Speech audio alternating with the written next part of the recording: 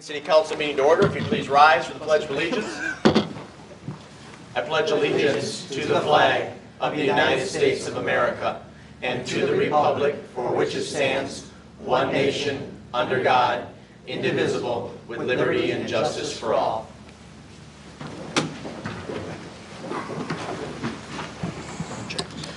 Okay, present this evening are myself, Mayor Morrow, Council members Burgoyne, Gearbaugh, Peters, Rhodes, Roth, and Tahar.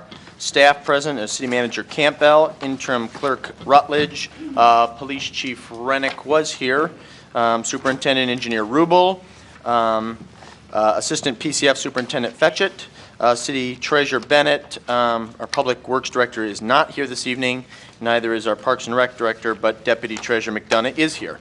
If the rest of you would please sign in the back, it would be appreciated.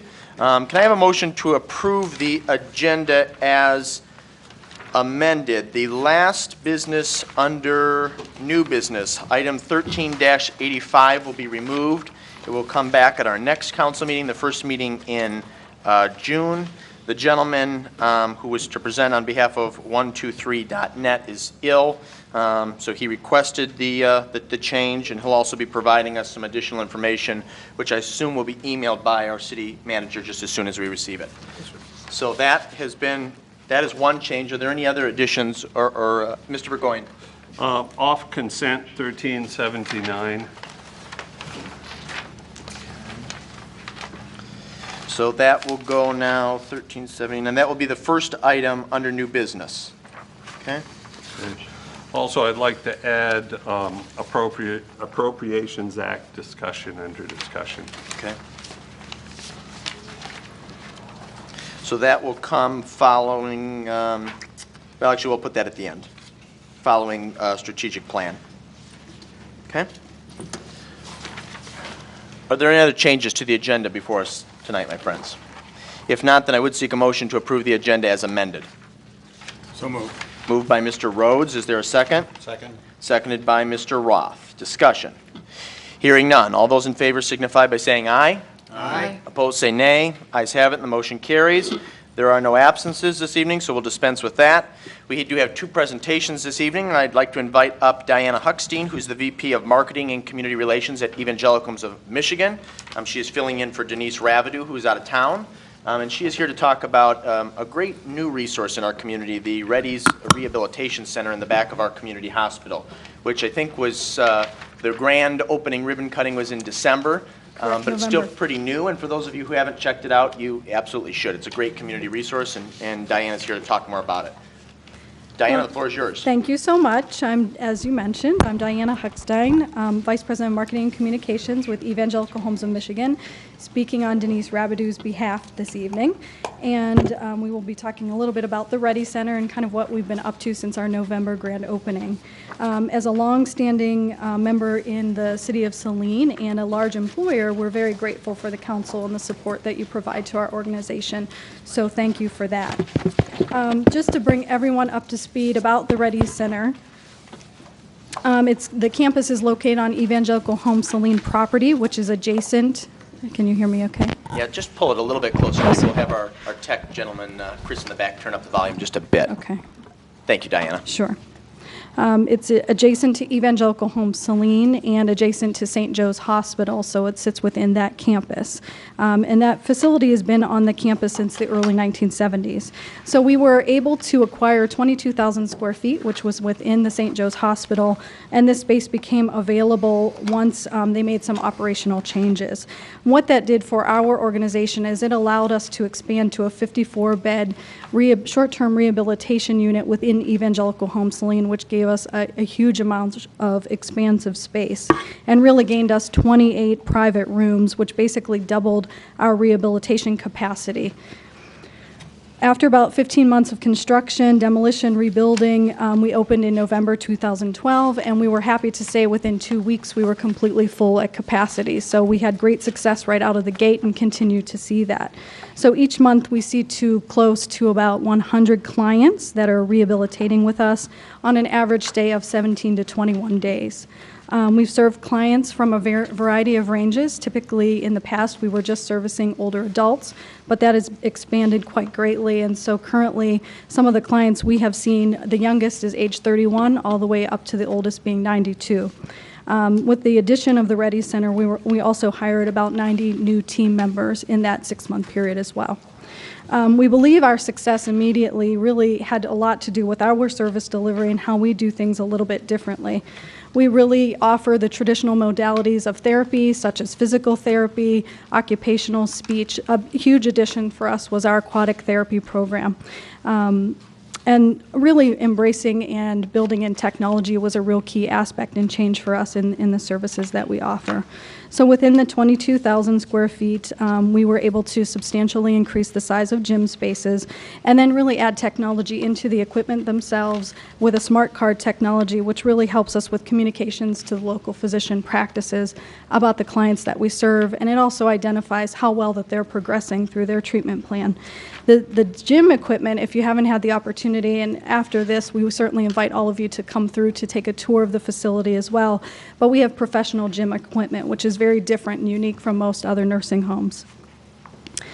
Clients on an active therapy program receive about 3 hours per day, but we really took a look at the space and tried to incorporate opportunities for clients to be able to rehab even in their off time, so to speak. So there's varied walking paths and spaces for them to do additional exercises and practice while they're preparing to go home.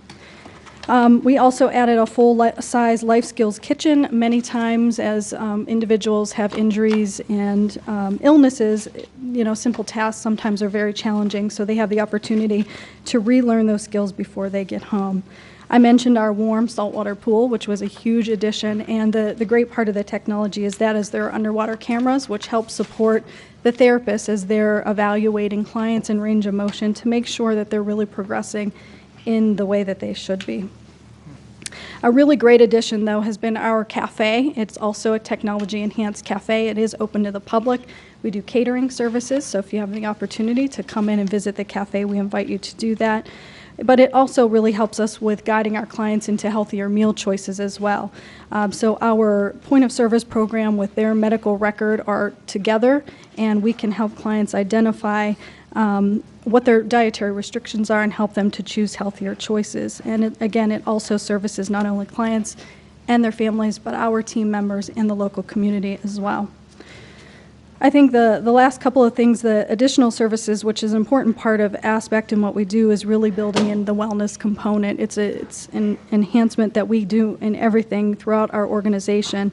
So we also offer massage and certified personal training, which is an important aspect into the therapy services that we offer.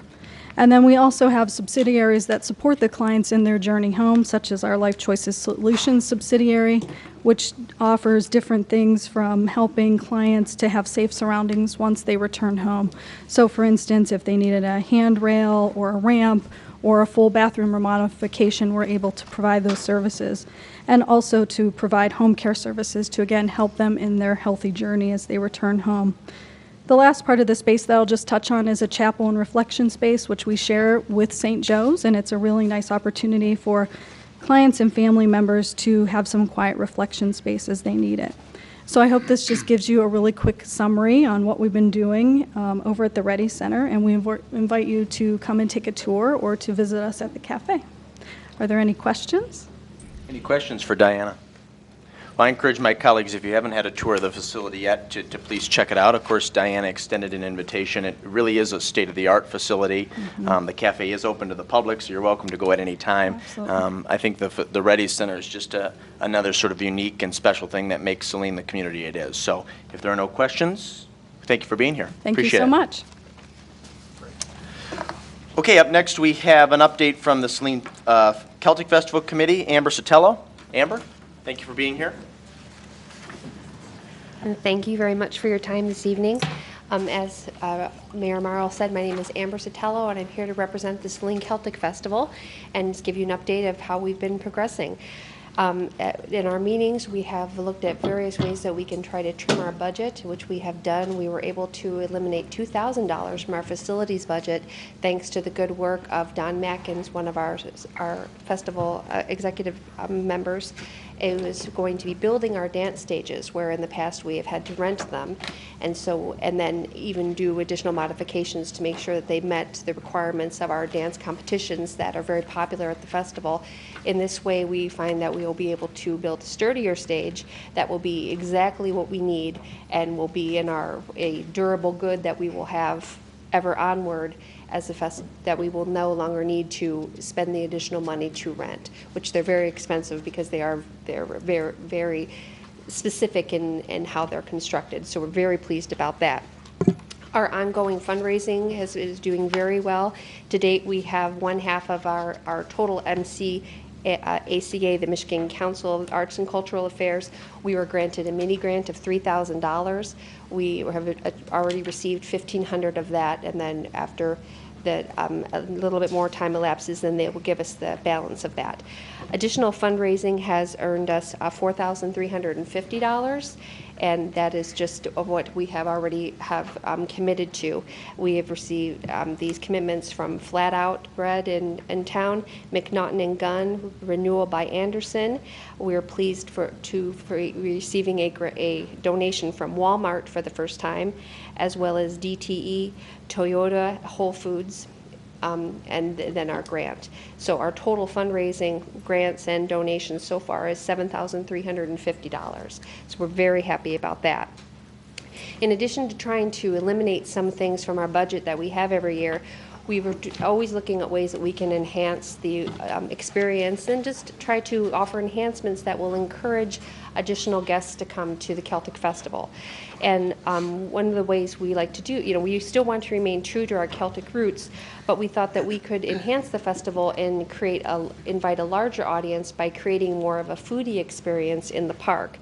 To achieve this, we have done for the first time, just pardon the pun, but tapped into the Michigan Brewers Guild, the craft beer guild that is very prominent in Michigan. Michigan has a very lively craft beer culture.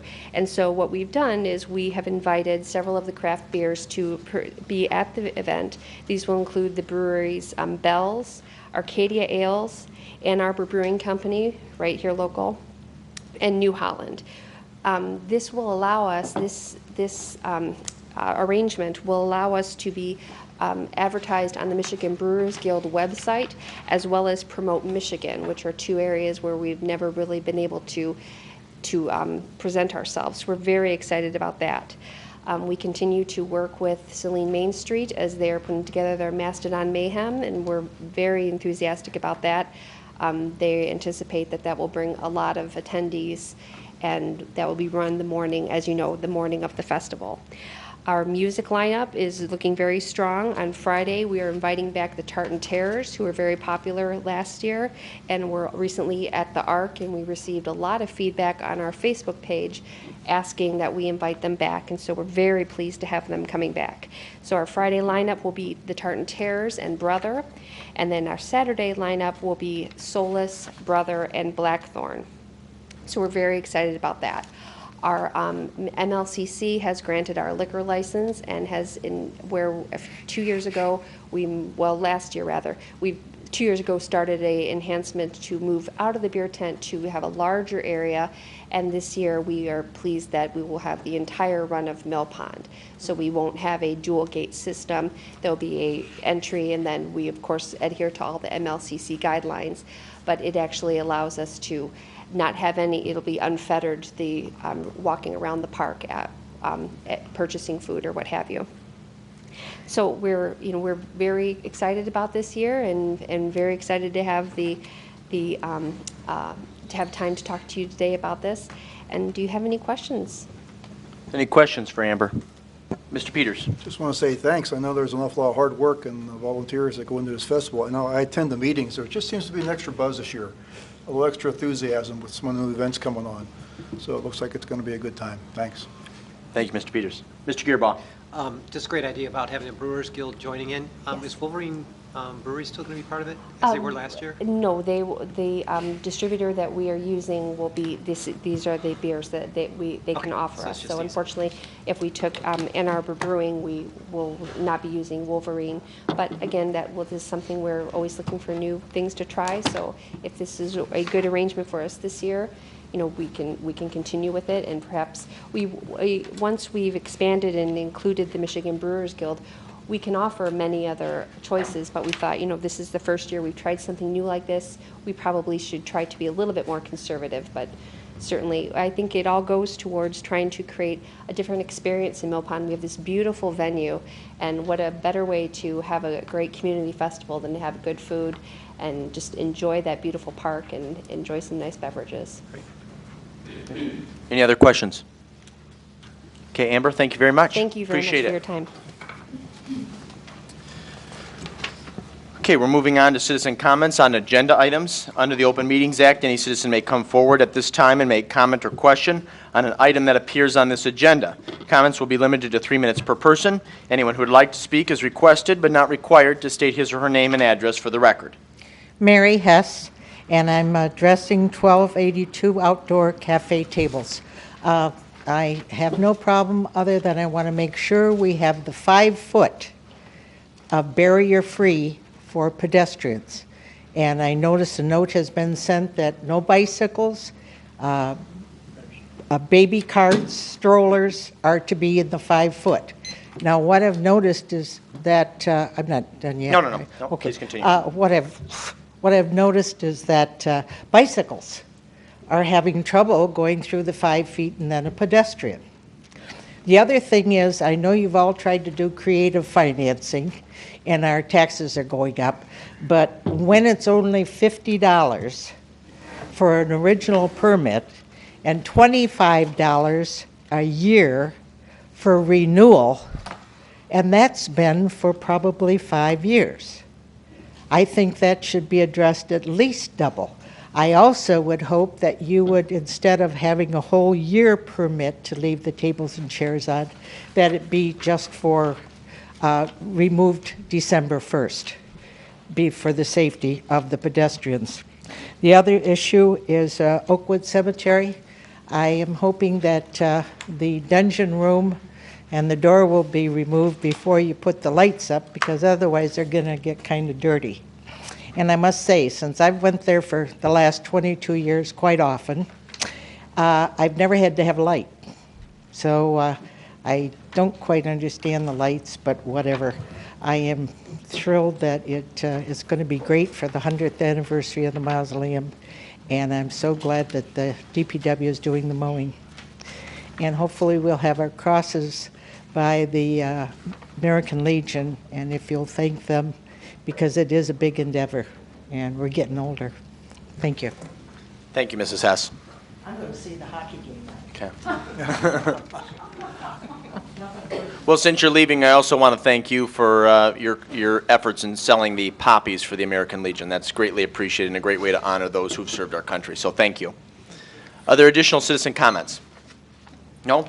Then moving on to the consent agenda, as you know, per Mr. Burgoyne's request, item C-13-79 has been removed from the consent agenda, is now under new business. But the following consent agenda will normally be adopted without discussion. However, at the request of any citizen or council member, any additional item may be removed from the consent agenda, for council discussion. Move to approve as amended. It's been moved by Rhodes to approve as amended. Is there a second? Second. Seconded by Mr. Peters. Discussion. Hearing none. All those in favor signify by saying aye. Aye. Opposed, say nay. Ayes have it, and the motion carries.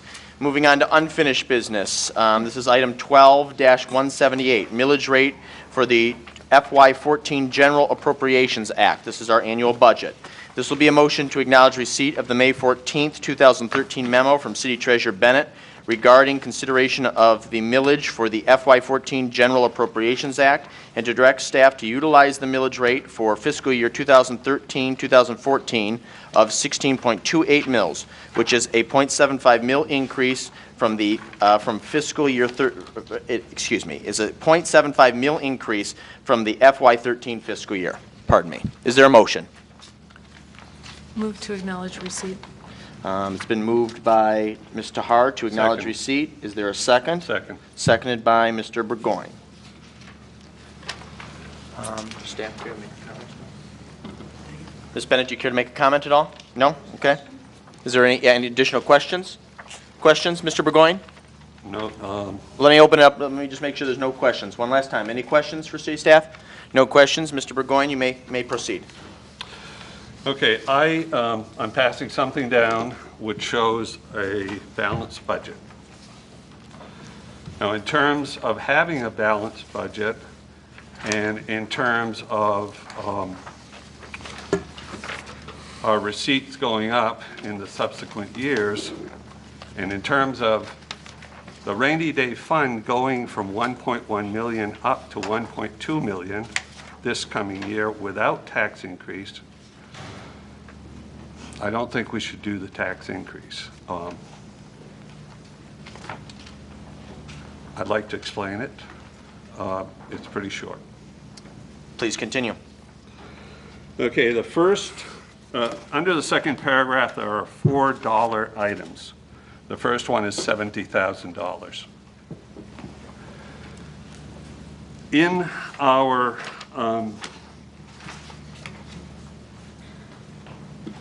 fund balance policy requires us to use restricted monies that are to be used for a certain purpose first. Now, there are $218,781 as of the audit in restricted funds to be used towards the recreation bond.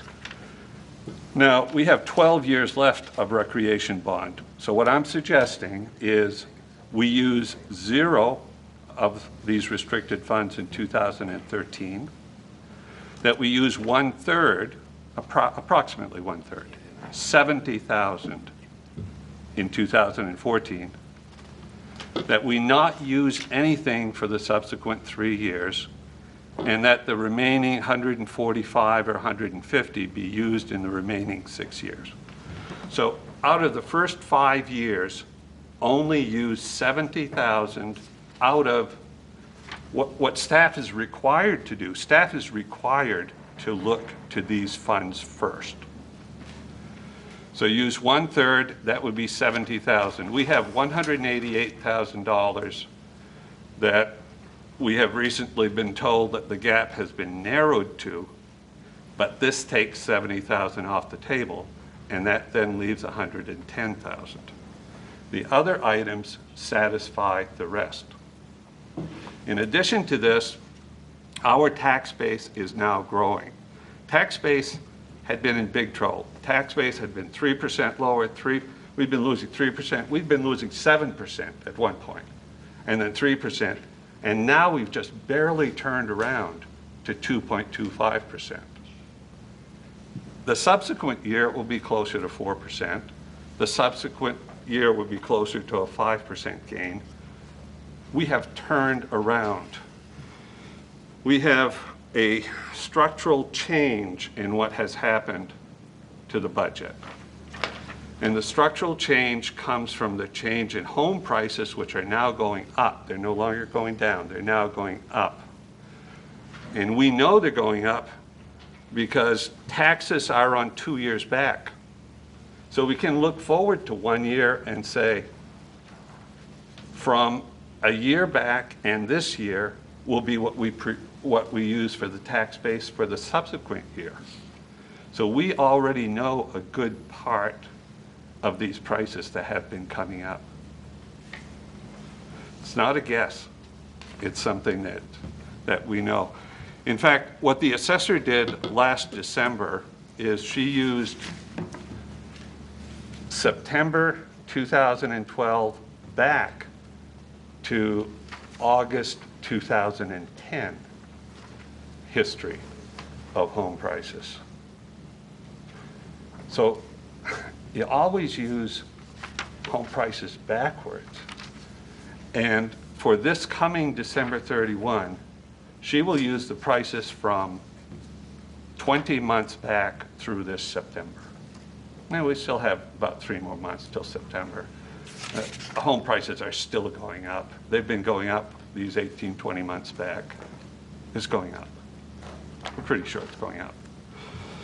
So we have a structural change, and we have sources of revenue that definitely close the gap. The second item is the $61,000. The $61,000 that was being paid as long-term debt at the rec center, and the $125,000 that was being paid at LDFA number 2 were long-term payments. They were payments, debt payments each and every year. The LDFA 2, $120,000, you just approved in a little bit earlier in your agenda. You just approved $102,000 plus $102,000. You just approved $204,000 increase to the rainy day fund. You just did that under LDFA 2 item in the consent agenda. You may not have seen that, but that's what happened. So this $61,000, which is no longer due, that's now a phantom debt requirement each year. It no longer exists. It's finished. We should not be forwarding that extra $61,000 there anymore. And it's staff's responsibility not to do that, in fact, to present the budget without doing that. Then the next item, $65,000. What we had is we had a dump truck in our general fund.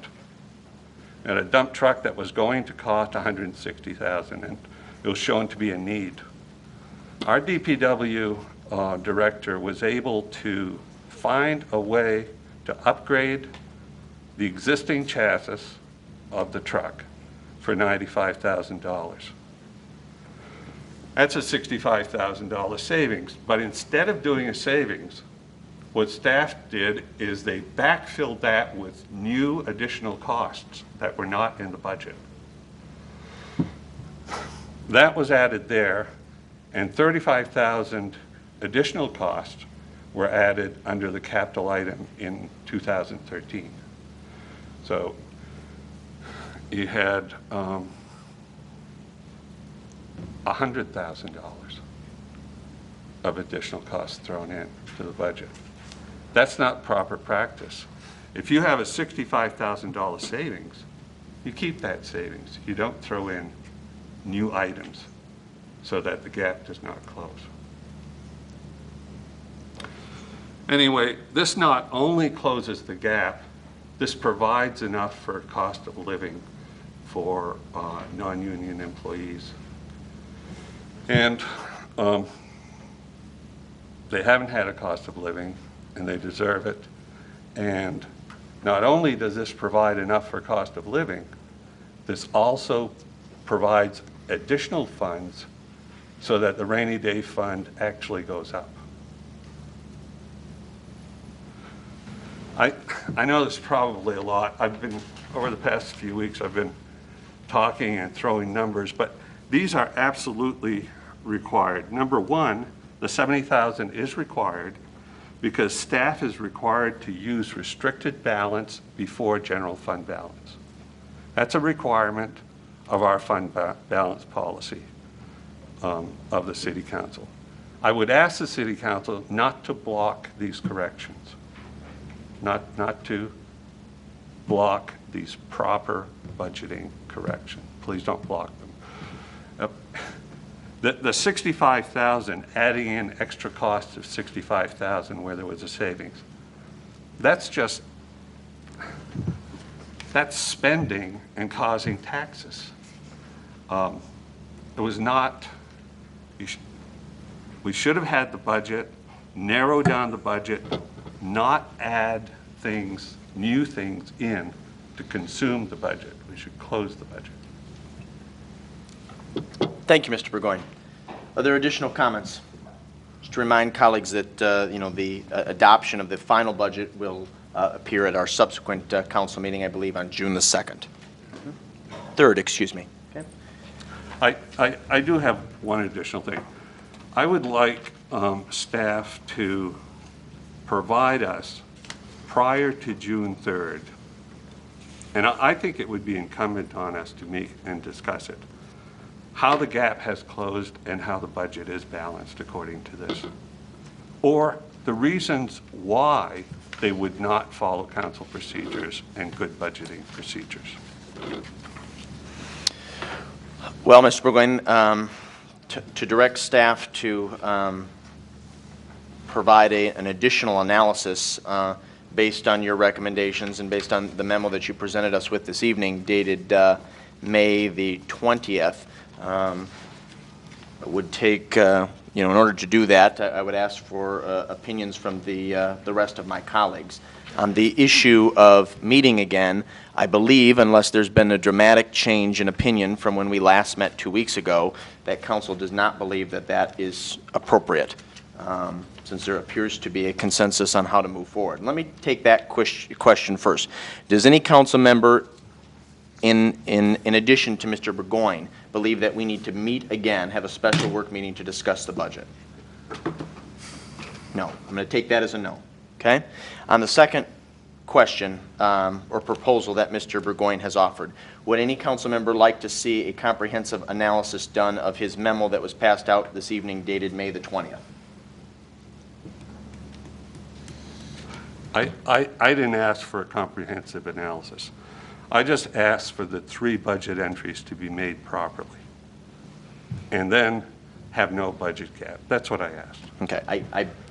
I respect your opinion. I appreciate the work that you've put into this issue. However, I believe that there is a consensus to move in a different direction. Unless I'm mistaken, folks. Okay, I'll take that as there's a consensus to move in the direction that we previously discussed. Okay?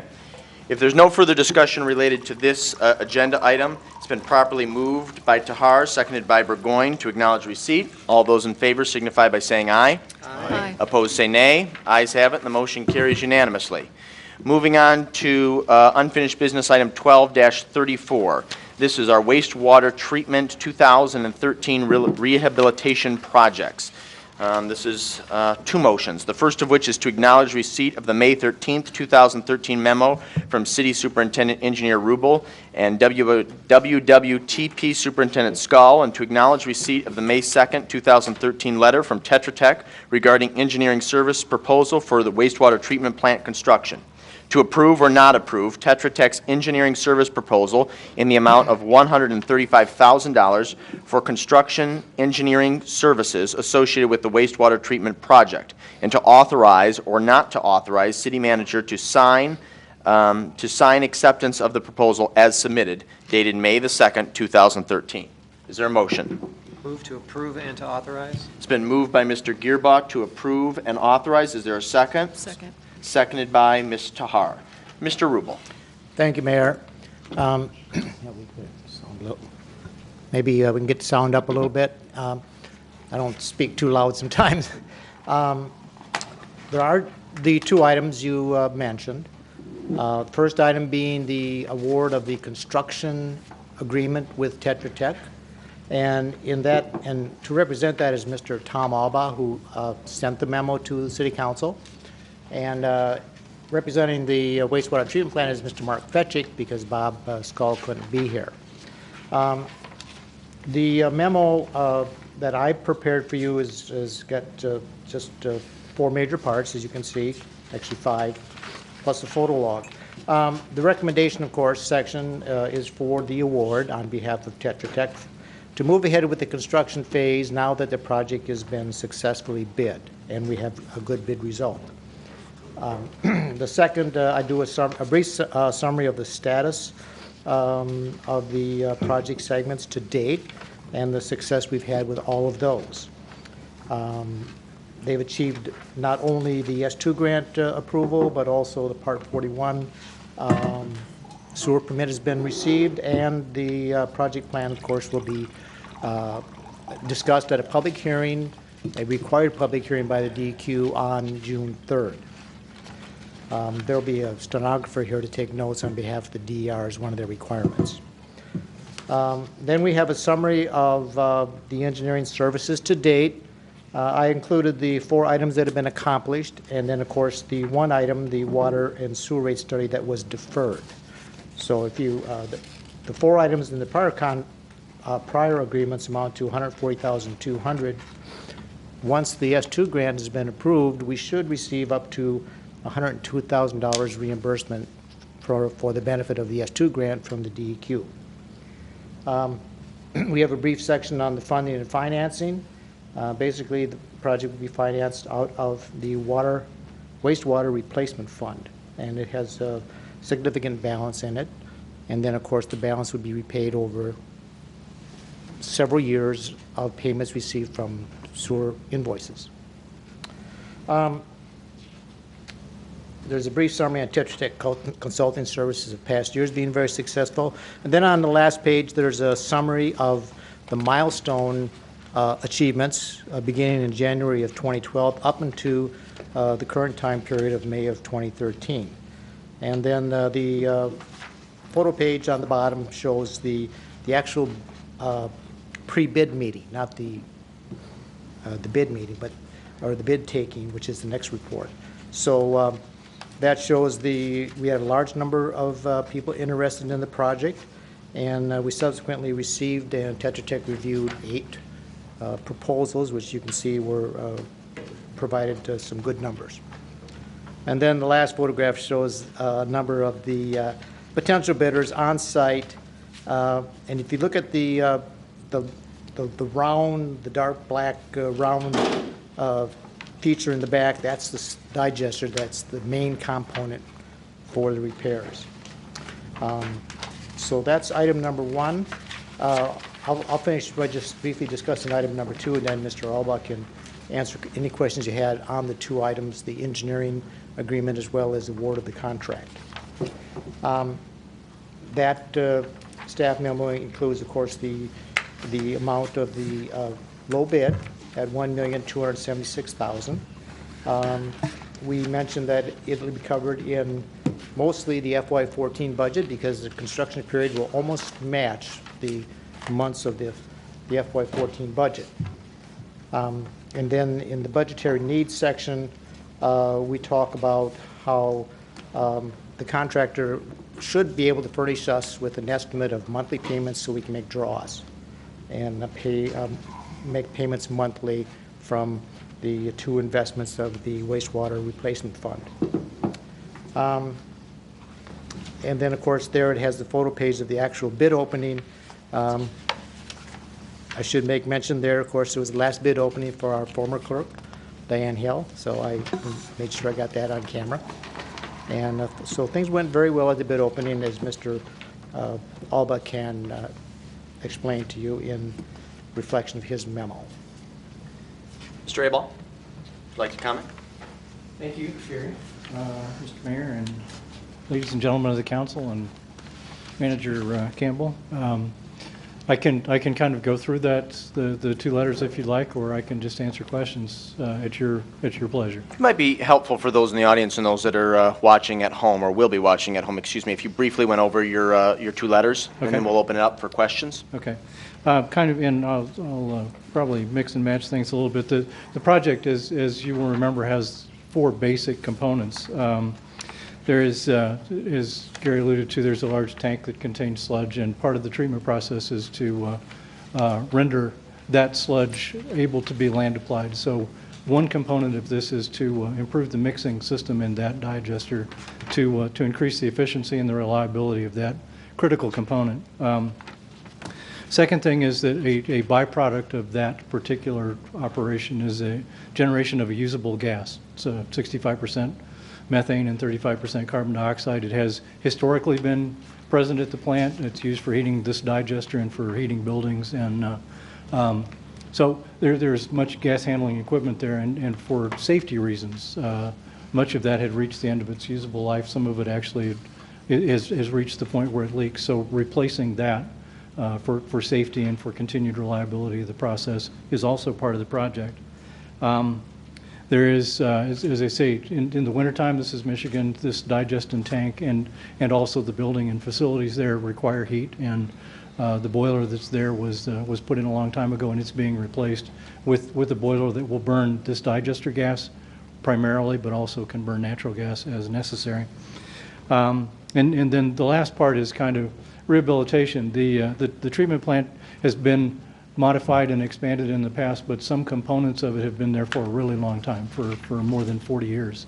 And part of this project is to take some components of that, some pumps, some valves, and other things that just don't operate well enough to allow plant staff to be effective and efficient, and replace them. So that's the project. As Gary says, we received construction bids on the 8th of May. There were 8 of those. The estimate that Tetra Tech put together of the probable cost of the project was $1.33 million before bids were taken. The low bid was $1,276,000, which also includes some allowances for unknown things related to concrete repair, which can't be seen until we get into the tanks, and also the disposal of some sludge. So there may be a little cushion built into the price, we hope. As I say, there were 8 bids. The next 4, I think, were very closely grouped around $1,340,000. So it seemed as if the scope of work was clear, and the bidders were able to see it. The lowest bidder, the bidder that we recommend be awarded the contract, is a company called Franklin Holwerda. They're from Wyoming, Michigan. I don't believe they've ever worked here before. Our company is familiar with them from work in other parts of the state.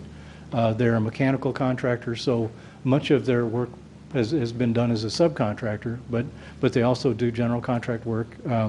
Our experience has been very good with them historically. We think that they're completely competent to do this kind of stuff. And in addition to that, we requested that they provide references. We looked at those, and I did speak with one of those, a company called Gosling Zubeck, which is kind of up north, who had been engineer for projects of similar complexity and scope, and they got very good grades from those guys too. So for that part of this, for the award of the construction contract, we do recommend that you award this construction contract to Franklin Holwerda. The letter also says, suggests that you allow yourselves a contingency as well. It's an old plant. It's rehabilitation type work. It's hard to know just exactly what might come up, and if we knew, it wouldn't be a contingency. But at the minute, we think in terms of budgeting, that some prudent amount to be included in your thinking process for contingencies that might come up during construction for this kind of work would be a good idea, and that's also in the recommendation letter. The other part of this that Gary talked about is engineering fees as well for the construction part. And there are 6 components to that, I'll say. And we had early on, before we had completed the design and before we had taken construction bids, we had offered a draft proposal to Gary and Bob and the city manager, which was in fact $135,000. And I think it's important to know that proposal is offered as time and material, or cost reimbursable for us, and the numbers included, $135,000, kind of broken down the way it is in our letter, is intended to be a not to exceed amount, so that if the construction actually goes quicker or smoother or whatever than we've anticipated as we put the budget together, then it would be our intent not to spend that much money, and we're agreeing not to spend more than that amount of money unless something dramatically changes and we come back and seek your permission to do something different. As the project was finally designed, there were some changes, some complications, I'll say. We in order to get this heating and mixing system to go together, we discovered that we needed some control components that hadn't really been envisioned back before this was more than a concept. So there's some programming and stuff like that we need to do for the control system. As it turns out, once we get bids and we see what the project looks like, we're able to to trim our budget in some other areas. So we've added some work, but we've cut some work out, and we're still kind of at the same budget we were at earlier on. And Gary did allude to this. The part of the good news here is the MDEQ S2 grant program. City's already received $48,000 and change, and we think in the construction phase there's another $72,000 that you'll be able to recoup as part of that. So, questions? Thank you, sir. Are there any questions for either our guest or Mr. Rubel? Mr. Gearbaugh. Part of my concern with this has been addressing the safety issues and concerns, and we don't want to have something happen like happened in Dexter during the construction project and everything like that. The best thing with this is making sure that whatever we're doing is correcting issues that have been piecemealed over the years and such, and I'm wanting to understand what that is entailing to make sure that we're getting rid of any of the real true safety issues like the methane gas leaks or whatever was happening in the digester. Is this taking care of those issues that we're basically getting out with a better product and removing some of the complexities and problems that we had in the past? Right. It truly is. And for a little background, I think probably everybody knows this, but there's a somewhat similar construction project going on in Dexter at the Dexter wastewater treatment plant, and there was an accident, and there was a fatality, and the driving thing behind that was digester gas. Which can be, if not carefully contained and controlled, can be explosive, and in Dexter it was. It happened, I think, the day before we had a pre-bid meeting here, and so we took that opportunity to talk to the contractors who came to bid to say, you know, this is the same kind of project. Those kinds of accidents don't need to happen. You know, if everybody does their job and everybody is careful, we don't need to have anything like that, and we don't want to have any. So recognize as you're putting your bid together that this is a component part, that, you know, the sequence of construction allows for this to be done safely, but you need to understand as you put your bid together and as you plan the work, if you're successful, that this is a component of the project, and you need to be cognizant of it and deal with it appropriately. The other thing is, another kind of change that came about as we did the design is the handling equipment for this digester gas. It's got cleaning equipment, it's got pressure sustaining and pressure reducing valves and other appurtenances like that is in a room, and the room is constructed so that there are no sources of ignition. It's according to National Electric Code, it's NEMA 7, which means everything that could cause a spark has been excluded. The old gas room had cracks in the walls. It was too small and stuff like that. And we discovered as we laid this out, it was never going to work. So we have moved the gas handling equipment in the new work to a different location in the building, which is more secure, and there's work associated with replacing the lights and receptacles and those things in that area to make them explosion proof and to seal the walls from the rest of the building and stuff like that. So it's another safety aspect of this project that's taken care of as the way, you know, by the way the design was completed. That's first and probably one of my priorities for this replacement, so good. I'm glad that that's addressing that. Us too. Thank you. Any follow-up questions, Mr. Gearbaugh? No. No. Mr. Roth, did you have a question? Yes, I do. When we toured the facility, there are many large cracks in the walls, eroded steps, concrete, and so on. I don't see where any of these things, all these things are replacements. Yep. That physical appearance of the building, the safety aspects around the building, where does that fit in? Okay, there are two things. One is based upon guidance from City Council and from staff.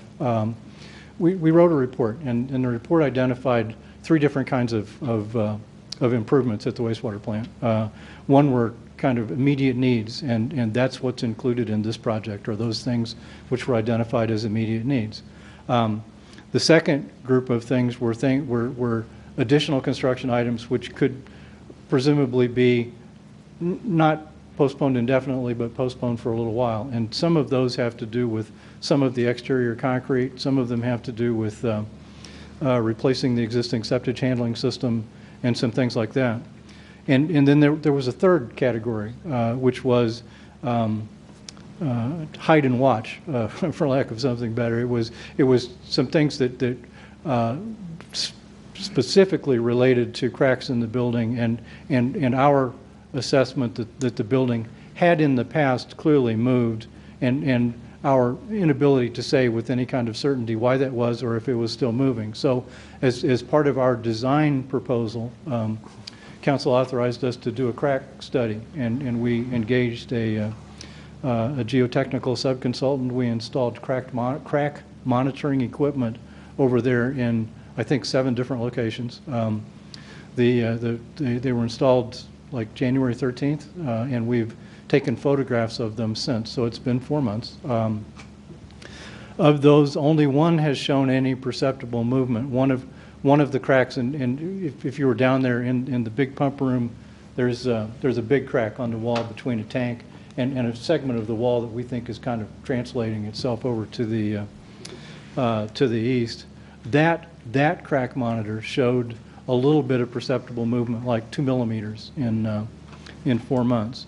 But the movement was to close the crack rather than for it to continue to propagate. So probably that's a temperature-related phenomenon.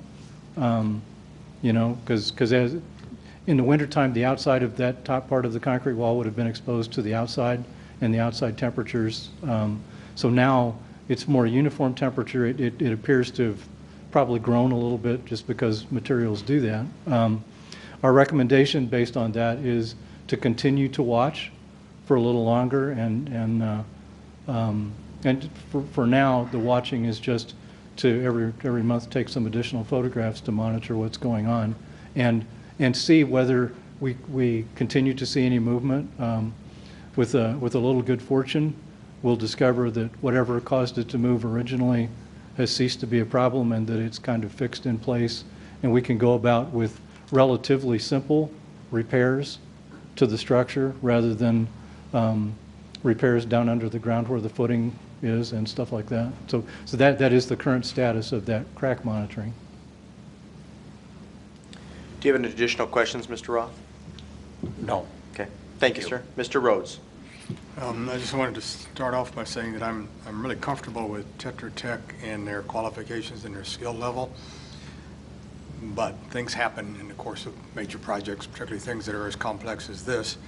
And the ongoing issues with the DPW and not being able to assign responsibilities for fixes has me a little bit worried when we're going into this complex project. And particularly the limitation of liability that's on page 2 of your standard terms and conditions, where the liability is limited to either $50,000 or the amount of your fee. Even if it went to the $135,000, that may very well not be enough to resolve a problem or an issue that might come up. On page 1, under insurance and liability, your coverages are at least $1 million for each claim and in the aggregate. And so I'd be a lot happier if I could see that limitation of liability increased to be closer to the ceiling of your insurance, which you're required to carry anyway. I'll say on behalf of our company that we'll do that. We will work with the city superintendent and modify the terms and conditions to reflect that if that would. Thank you. I appreciate that. Additional questions? Mr. Burgoyne. It's a question actually for Mr. Campbell. Mr. Robles states that there's $2 million available and that the $2 million is in the reserve. Now, the city code requires us to keep close to $2 million in the reserve. So are you bonding for this project? How are you getting the funds for this project?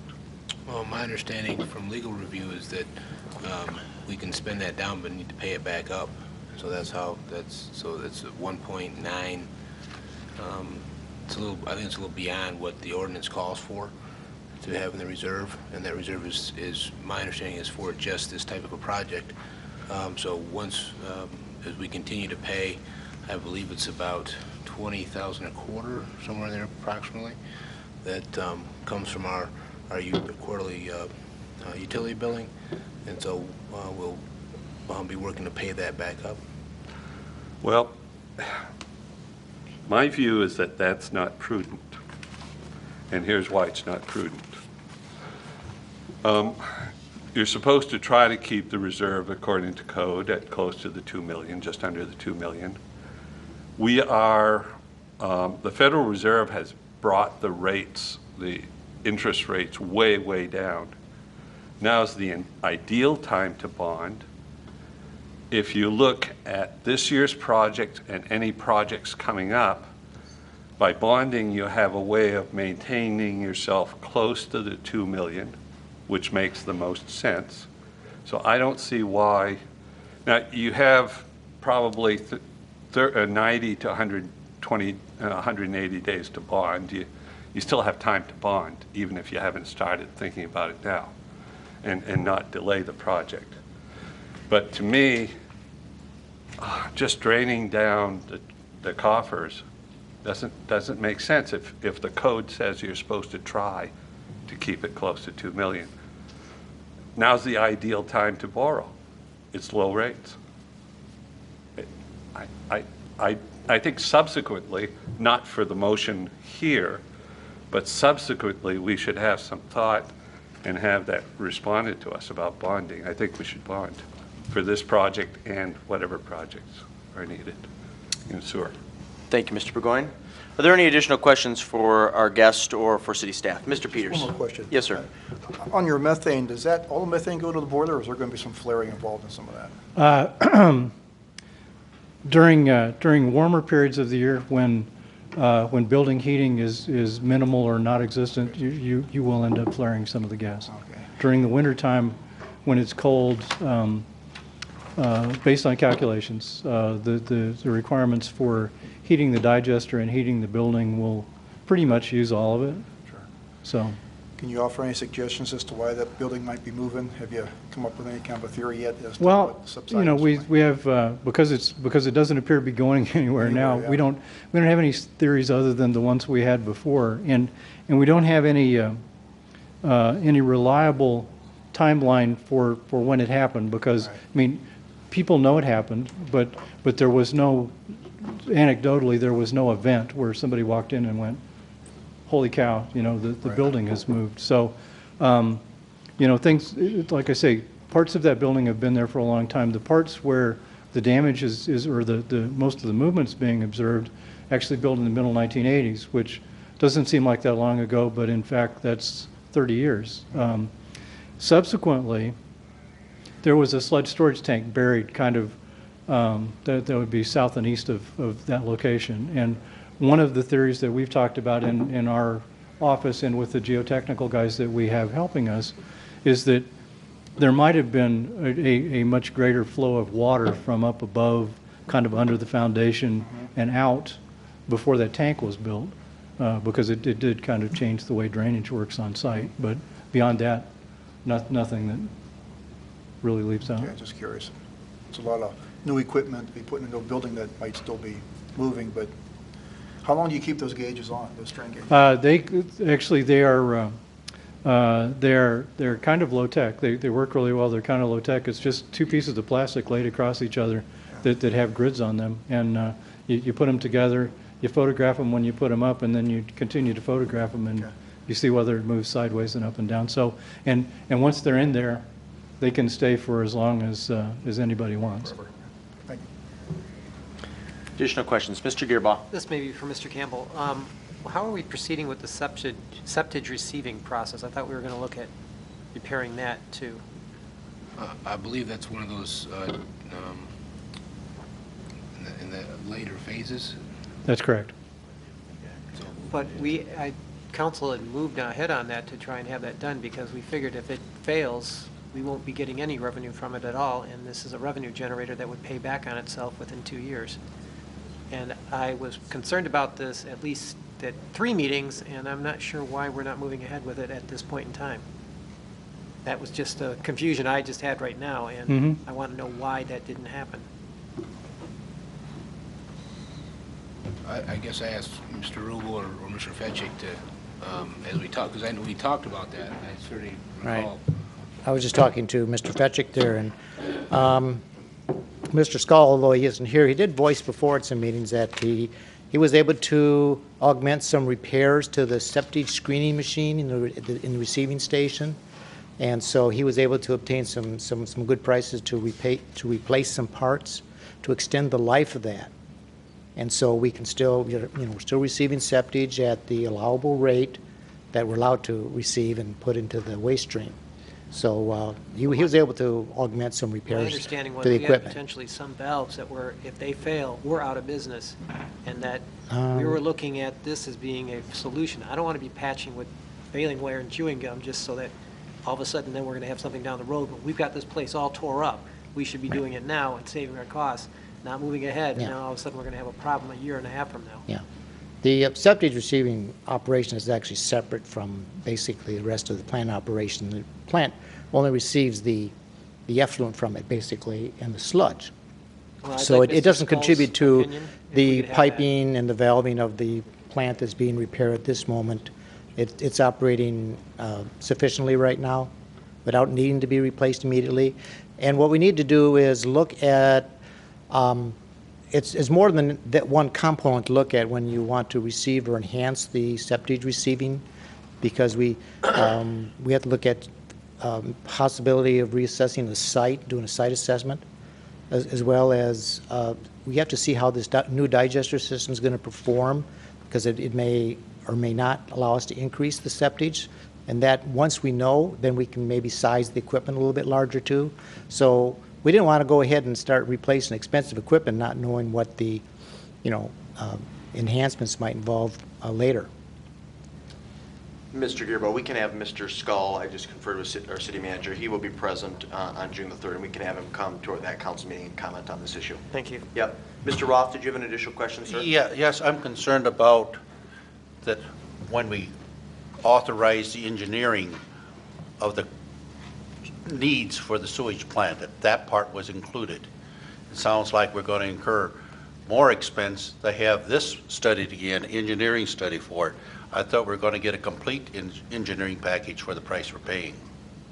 The It seems like evaluation. it's being pieced out and going prolonged, and it's going to be a moneymaker for engineering. That was not our intent, if that turns out to be true. That was inadvertent. The study that we did as the precursor to all of this discussion did look on a conceptual level very thoroughly at septic handling, and it offered two different alternatives. One was to replace the equipment pretty much in the same location where it is now, which, if you'll recall, is up on top of the hill above the digesters. We also looked at relocating that down closer to the front of the plant to eliminate the need for the septic haulers to go up the hill and back in and back out and all that stuff. And there were two different opinions of cost for that.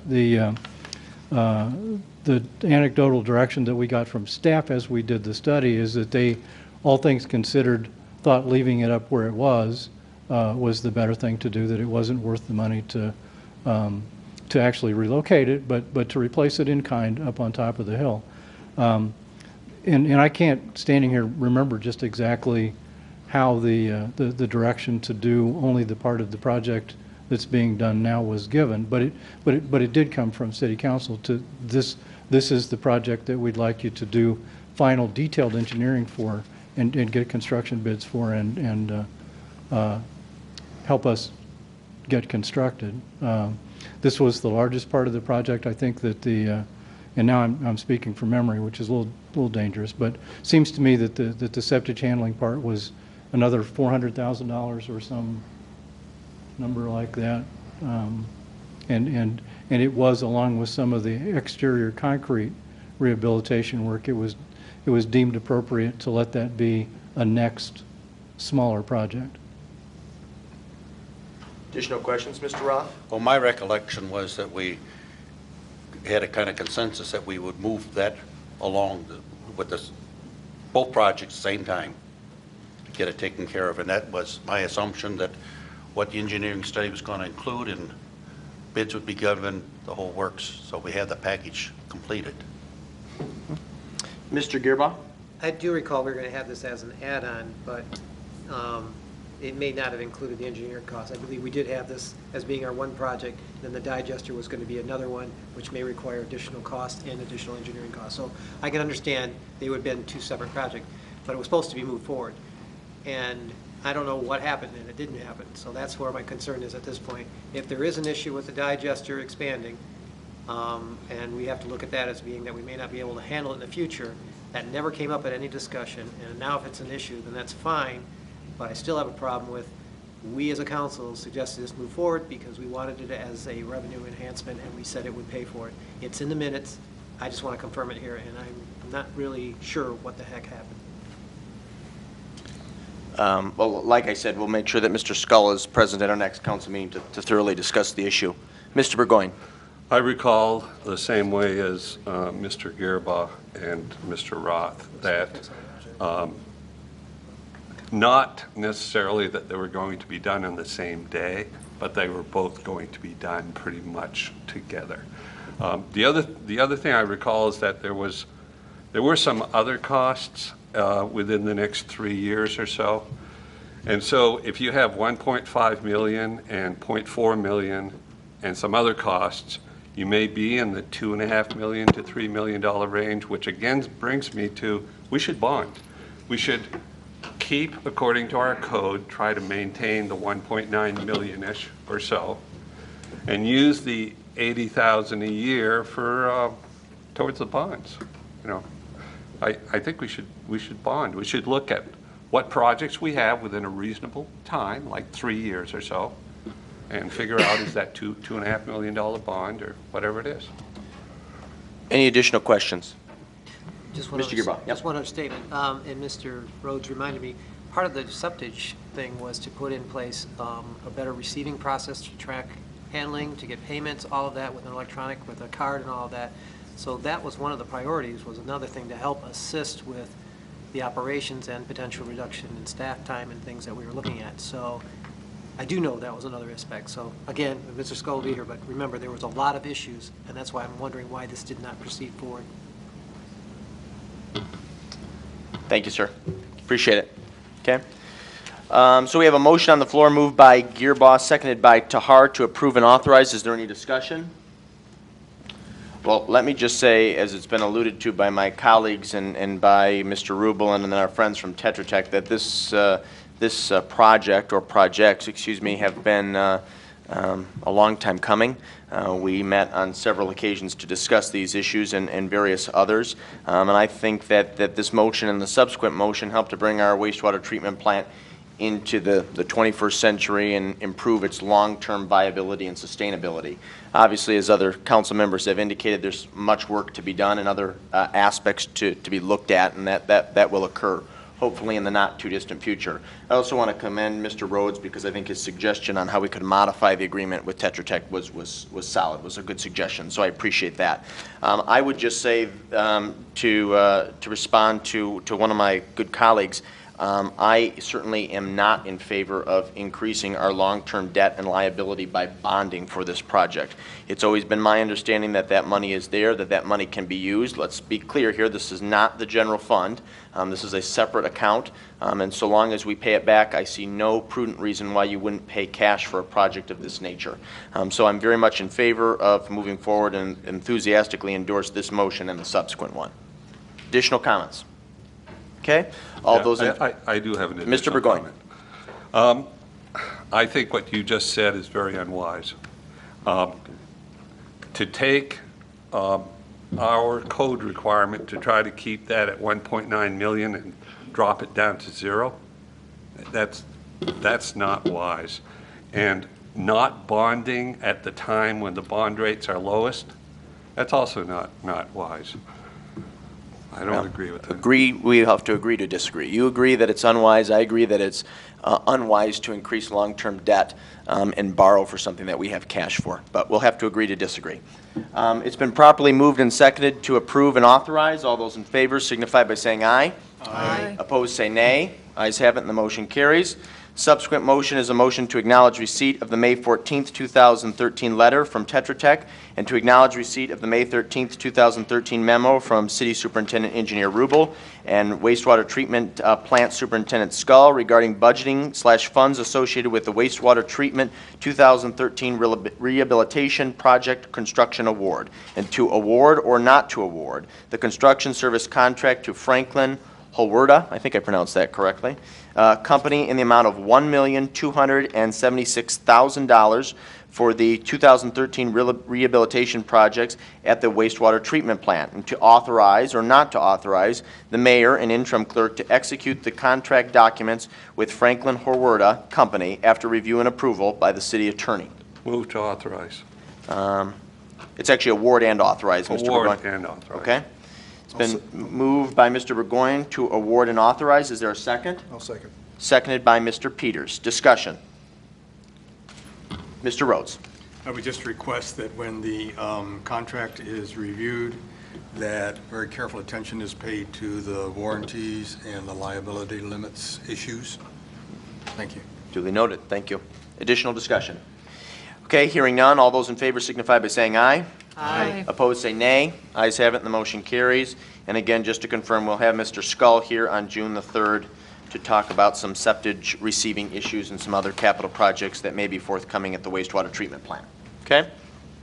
We move on to new business, and of course, our first new business item was removed from the consent agenda, so it's item 13-79.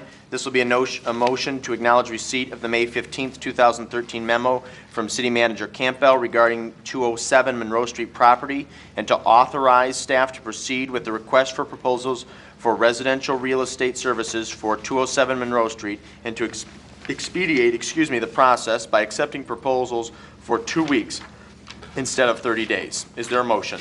Move to acknowledge receipt and discuss, and I want the second motion separately. Okay, so Mr. Burgoyne, your first motion then will be acknowledge receipt, and let's have it end with property. Does that work for you? So Yes. your motion would be to acknowledge receipt of the May 15th memo from City Manager Campbell regarding 207 Monroe Street property. Yes, Second. yes. Okay. It's been moved by Mr. Burgoyne to acknowledge receipt and seconded by Mr. Gearbaugh. Is there discussion or questions for staff? Mr. Burgoyne. Well, this is the same question Mr. Roth had. Again, it still says 3.5 acres, but we know that there's a block of several parcels in the back, and there's the bleachers and a pickup truck area that's to be taken out, and it's going to be more like 4 or 4.5 acres.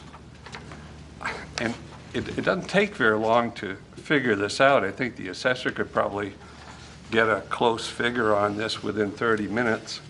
Why are we still using the 3.5? It's not the right description.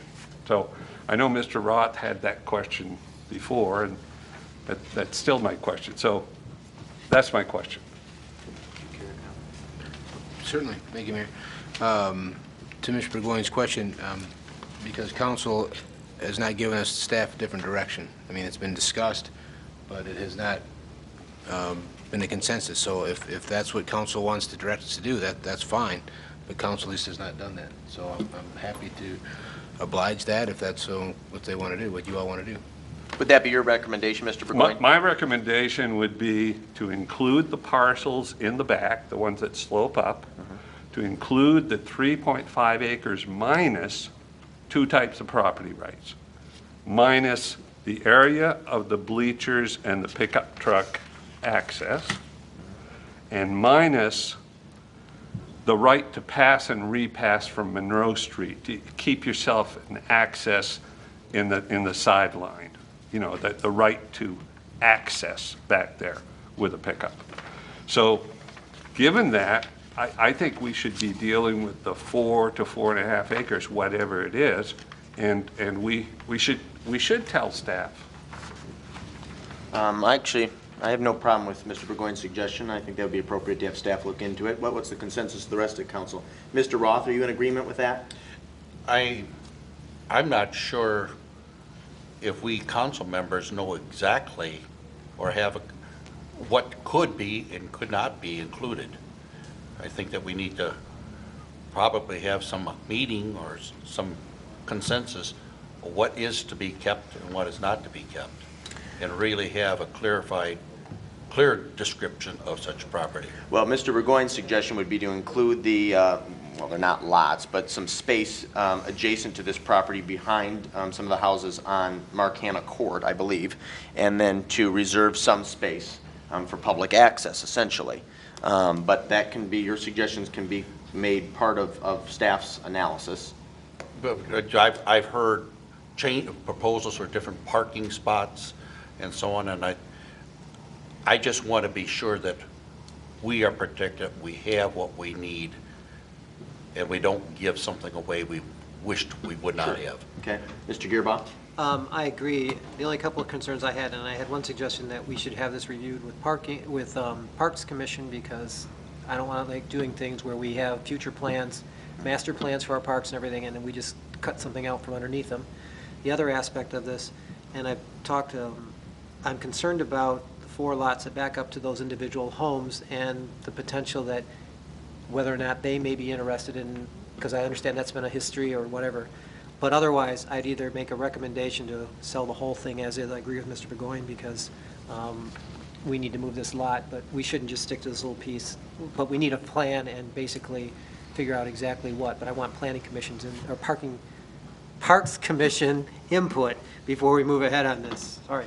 Mr. Rhodes? I agree with Mr. Gerbaugh's statement that and Mr. Burgoyne's that the 4 parcels located behind 207 Monroe Street should be included in the overall parcel and marketed as one. It might also be appropriate to provide a briefer period of time for the property owners that abut those lots off McKay, to give them an opportunity to purchase them as individual lots. I don't know, I would let whoever our representative, our real estate representative is going to be, I would let them, I guess, give some recommendations about that, because there's 4 in a row, and if one of the property owners buys one and then splits it, and then there's one on one side and 2 on the other, then it's less valuable to a developer. So I guess I will retract that statement, and we just put it out there and market the whole entire parcel. But we do need to know exactly what the delineation of that property is before we market it. Mr. Peters? Yeah, the subject is on the agenda for tomorrow night's Park Commission meeting. Okay. And we're going to be going over some maps and some drawings, and hopefully come to City Council with some kind of recommendation after the meeting. That'd be terrific. So you're comfortable, though, with the approach that Mr. Burgoyne is outlining, and that's been sort of finessed and added to by the rest of council? Ms. Tahar? Yes, I would like to see the parcels in question laid out in a diagram, in a map. By the bleachers where the pickup trucks go doesn't really tell me anything. I need to see it. I need to see it exactly laid out. And I also agree that the Park Commission should have serious input on this, because we don't want to be cutting off any future possible park use. Sure. Mr. Burgoyne?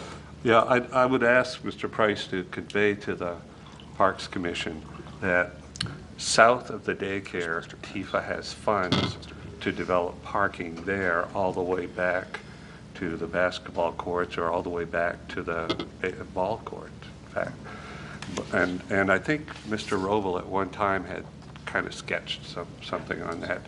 So, but we do not have Tifa funds north. It's just the Tifa district doesn't go north of the daycare. So north of the daycare, there would be access, but actual construction of parking probably would be south of the daycare with Tifa funds. Okay. Thank you, Mr. Burgoyne. Is there any additional discussion regarding this motion? So my assumption is that staff, you feel comfortable with the direction that's been provided by council? I believe so. We'll put together a proposed layout with all the 4 adjacent lots, the layouts of the current People's Park. We'll show the easements, or not, the property that we own that's south of the daycare that Mr. Burgoyne just talked about, along with the proposed parking that City Engineer's Office did about 3 years ago or so. And we'll put that together and bring that to you all for the next meeting. Is that satisfy? And the Parks Commission will get the same Yeah, stuff we'll get tomorrow. their opinion as well. Okay, very good. All right, so then we don't need unless you care to offer it for whatever reason, Mr. Burgoyne, then the second part of the original motion is struck and it's no longer necessary. Right, and I also thought that this had already been in an RFP, and it seems as though you don't necessarily need another process if you have a viable candidate from the RFP that you already had. Okay. That was another thought. Okay, thank you. Additional comments? Okay, then it's been moved by Mr. Burgoyne, seconded by Mr. Gearbout to acknowledge receipt. All those in favor signify by saying aye. Aye. Opposed, say nay. Ayes have it, the motion carries. Moving on to new business item 13-81. This is removal of chain link fence and posts along city property Davenport Street. This will be a motion to acknowledge receipt of the May 1, 2013 letter from Stephen Robison, Robison Baumiller Funeral Home, and the May 13, 2013 memo from City Superintendent Engineer Rubel to authorize or not authorize the removal of the chain link fence and posts between the rear lot of 111 North Davenport and the rear lot of City Hall property, subject to the following conditions. 1, that Robison Baumiller Funeral Home contractor perform the fence removal, disposal, and site restoration. 2, that Robison Baumiller Funeral Home shall install posts at the corner of the shared properties. And 3, that Robison Baumiller Funeral Home shall coordinate fence removal with DPW in the case some fence might be salvaged for city use. Is there a motion? Move to authorize. It's been moved by Mr. Rhodes to authorize. Is there a second? I second. Seconded by Mr. Roth. Mr. Rubel. Mr. Robinson, thank you for being here tonight. Thank you, Mayor. Steve Robinson is, I believe now the director over there at the funeral home. And the project was successfully presented and approved by the Saline Planning Commission, and it's going to be a very nice addition to both the east side of Davenport, where the building will be renovated and enlarged and made more barrier-free and more accessible in other ways. And then, of course, on the vacant property, prior daycare, River Oaks Daycare, as well as Rob Merchant's office many years ago, that vacant land will be transformed into a parking lot to enlarge their parking. So that project will move forward as soon as the architect finishes plans and bids are taken.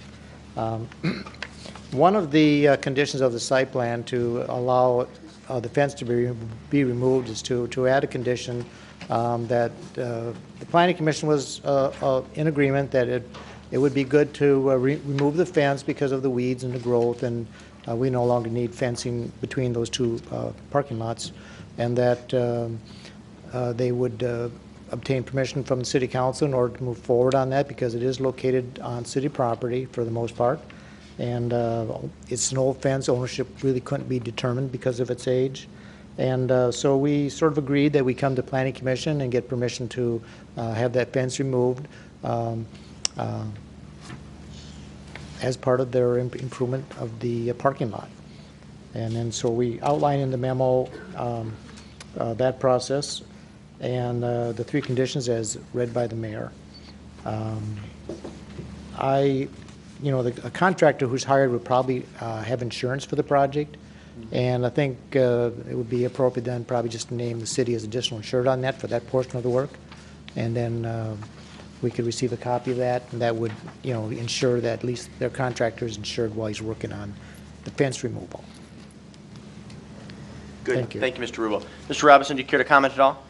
Don't mean to put you on the spot, but if you'd like to speak, you're welcome to do so. No, pretty straightforward. Basically, we'd just like to remove the fence that runs north and south. It served a purpose at one time, but the daycare center is gone, and be less maintenance for people since it is starting to rust and it collects garbage when it's windy out. It'd be one less thing to have to do.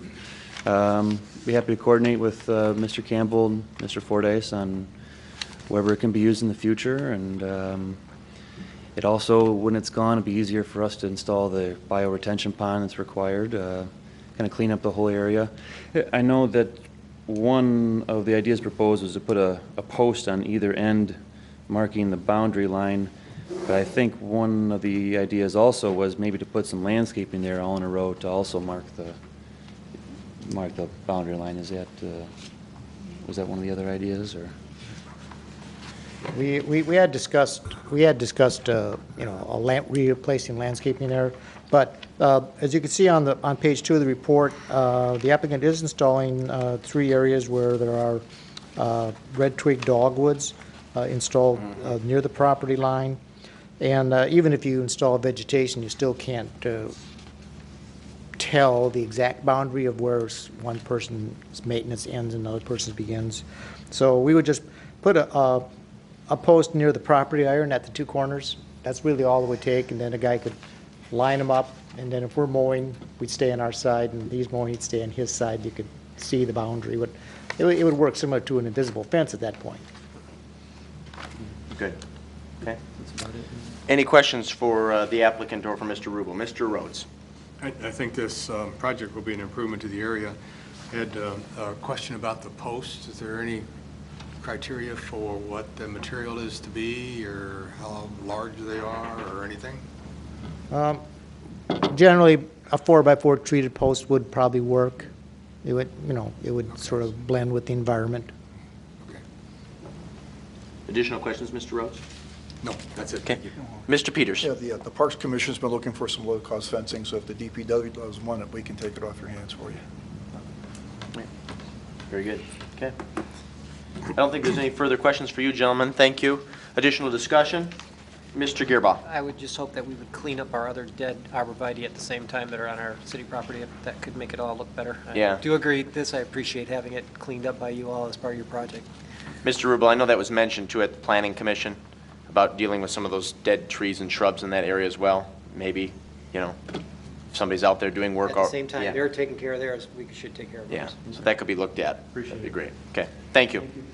If there's no further discussion, it's been properly moved to authorize. All those in favor signify by saying aye. Aye. Opposed, say nay. Ayes have it, and the motion carries unanimously.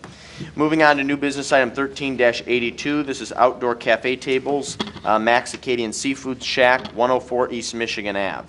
This will be a motion to acknowledge receipt of the application from Max Acadian Seafood Shack for use of public right-of-ways for outdoor cafe tables on South Ann Arbor Street, to acknowledge receipt of the May 14th memo from interim clerk Rutledge, the May 6, 2013 memo from Police Chief Rennick, the May 13th, 2013 memo from City Superintendent Engineer Rubel, and to approve or not approve the temporary license for use of South Ann Arbor Street public, let me read that again, I apologize. The temporary license for use of South Ann Arbor Street public street right-of-way between City of Saline and Max Acadian Seafood Shack for outdoor cafe tables, and to approve or not approve their request for a new outdoor service area to be held in conjunction with their 2013 Class C resort license located at 104 East Michigan Avenue, Saline, with said outdoor service for alcohol to be subject to the approval of the Michigan Liquor Control Commission, and that all sale and service be contained within the designated area.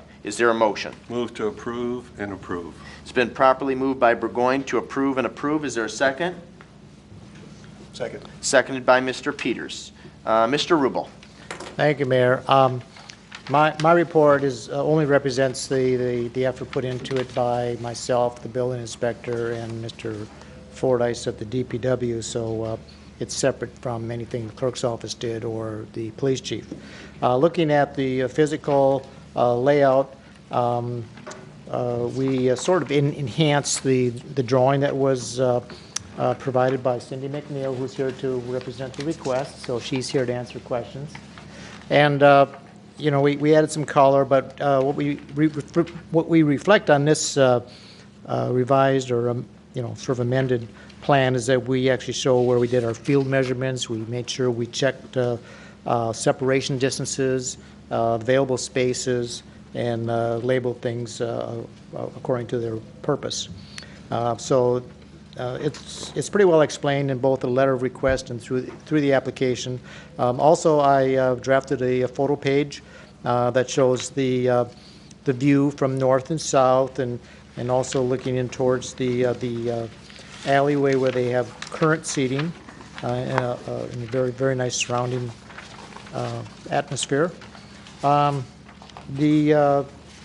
The temporary license agreement that you also have there was arranged so it matched their request and the needs of the applicant, and especially covers, the agreement covers the section where you have two-person tables.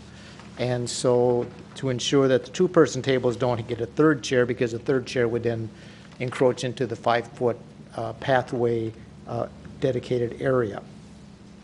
So it looks workable from our measurements and from our view. And so we should be able to maintain, of course, the owner should be able to maintain the 5-foot clearance if people don't inadvertently, encroach into it. Does the applicant care to make any statements? You certainly don't need to, but we welcome it if you'd like. Okay. No, we look forward to doing outdoor seating. We think it'll, be an added addition to what we already have downtown here. And so we're hoping that you would approve this request. Very good. Thank If you you. had any questions for me, I'd be Okay. happy to answer. Questions for the applicant or for Mr. Rubel? Mr. Gearbaugh. Just for Mr. Rubel, you know where the benches are that are there? Would it benefit us to have those removed? Correct. Mr. Fordyce has already addressed that, and I believe he has. That's what's going to happen. I He's- just want to make sure I He didn't knows, dawn on this. and I even believe he's found a new home for them. Although I don't know That's fine. exactly where it is, but he thinks he's found a new home Maybe for I missed those. it and I didn't read it. Thank you. Appreciate it. Uptown. On that note, it's not quite germane to this, but in addition to removing those benches, if there were other areas that benches currently exist that sort of impede or deter walkability, I hope that that would be analyzed. And then some of the wood on those benches, I hate to say it, are just a real eyesore. So if that could be checked out, again, I know this is not particularly germane, but while the issue was brought up, I wanted to mention that. Well, they are actually in the process. It's a slow process, but Okay. they have redone one or two. Okay. I'm trying to remember, two, okay. Okay. I know that I've seen at least one, I'm trying to remember, Number 4. parking lot 4. But, Okay. yeah, but Just so long as we get it done. That's Yeah, just my it's- concern. It's taken, again, with depleted force to take. Sure, longer, but sure. We are Working on it. biting off some Good. pieces, yes. Good. Mr. Gearbaugh, did you have a follow-up question? Just a couple of no actual statements, not Okay. questions. We'll keep Go it ahead, going ask. with questions here. Mr. Rhodes, did you have a question, sir? Well, I'm not sure if it's a question or a comment. It's an administrative thing. I'd like to see the application revised to match the information that's included on the temporary license that we're being asked to approve. The application says 8 tables, all the same size, 30 by 30, and I noticed that that's been changed now to something else. I don't have any objection to being changed, but I'd like to see all the documents match. And then something that we, the city, need to change, it addresses a minimum 3-foot pedestrian walkway instead of the 5. So I would just like to have those things corrected and a new application submitted. No, it was never updated. Okay. That's duly noted. I think one's more of a clerical thing that can be rectified. Okay. I also think there's some merit, and I don't believe there's value in doing it tonight because there's a very thorough process in place, but the comment has been made tonight and again in the past about the fee, and I would just hope that that would be assessed and evaluated next year when we look at our fee book. Okay? Mr. Burgoyne, did you have a question, sir? Just a comment that members of the public who use the outdoor areas do like it quite a bit. I've gotten feedback, positive feedback. Good. Thank you. Additional questions? Okay, we'll open it up to comments. Mr. Gearbaugh. Just a comment. I appreciate the way that you've laid out the tables in between the flower shop and your restaurant.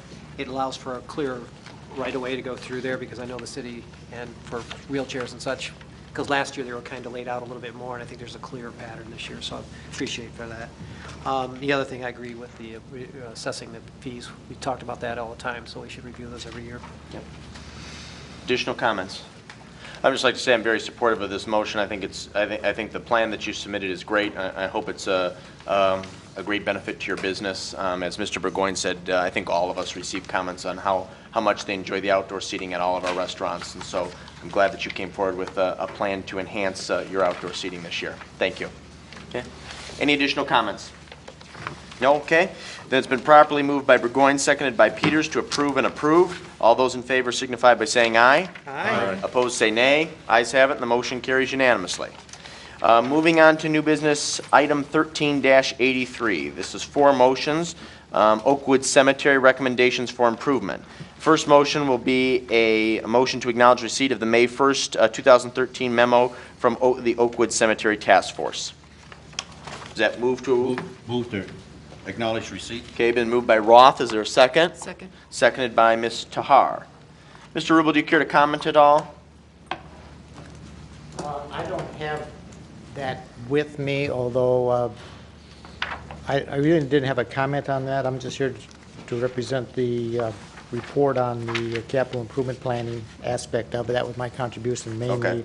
So I don't really recall the All right, well, maybe details I of can that. just make then a brief statement as the chair of that group. So as your memorandum reflects, that group met on Tuesday, April 30th. The task force, as you may recall, consists of myself as chair, Mayor Pro Tem Tahar, Councilmember Roth, Superintendent Rubel, City Manager Campbell, Interim Clerk Rutledge. Obviously, on April 30th, former City Clerk Diane Hill was still in employment, so she sat on that task force as well. And then we have a private citizen, Marilyn Crosby, who is a volunteer at City Hall and then also serves on our Cemetery Board of Appeals. She also serves as a voting member of that task force. So we reviewed a number of scenarios, and of course, as Mr. Rubel just indicated or alluded to, we're recommending a number of improvements specifically to the mausoleum and then the adoption of a perpetual care fund model that I think he'll be talking about subsequently. It's been mentioned that the mausoleum will be turning 100 years old, and so we think it's time to make some prudent investments in that facility to improve them. And that's really all I have to say. That task force will probably be dormant for a little while. I think we'll meet again maybe later this summer, early in the fall, to review some plans that Mr. Roth talked about in regards to relocating the Orange Risden bus from City Hall to Oakwood Cemetery, and then also maybe have an initial discussion about ways, if this is the direction or consensus of the task force, to sort of merge and consolidate the task force with the Cemetery Board of Appeals. So that's my update. Of course, if any other members of the task force care to comment, I would welcome that.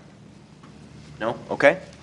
Well, if there's no discussion on this motion, it's been properly moved and seconded to acknowledge receipt. All those in favor signify by saying aye. Aye. Opposed, say nay. Ayes have it, and the motion carries.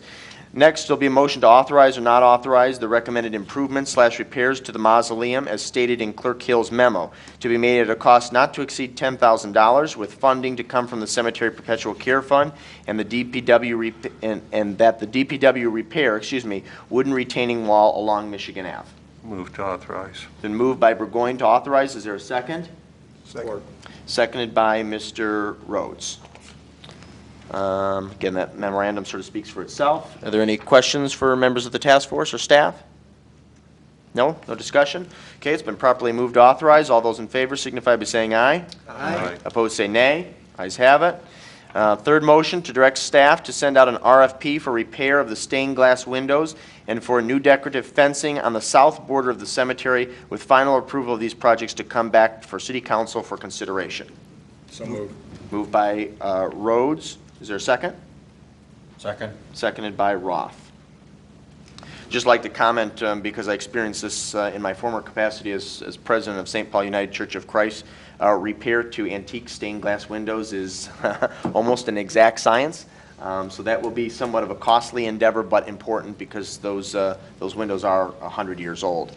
In addition, one of the capital improvements to Oakwood Cemetery that was sort of fast-tracked or bumped up was the installation of a new decorative fence on the south border of the cemetery. So that abuts property that is owned by Lance Holland. It's a vacant lot adjacent to the People's House. As many of you are aware, the existing fencing in that area is deplorable condition, I think would be probably putting it mildly. And so it's in need of repair, and as our funding, or as the funding model that Mr. Rubel is about to talk about indicates, we certainly have the financing and the ability to do that. So again, those are two recommendations from the task force. Any questions, comments? Ms. Tahar. Just one, thank you, just one additional comment about the fast tracking of the fencing on the south border.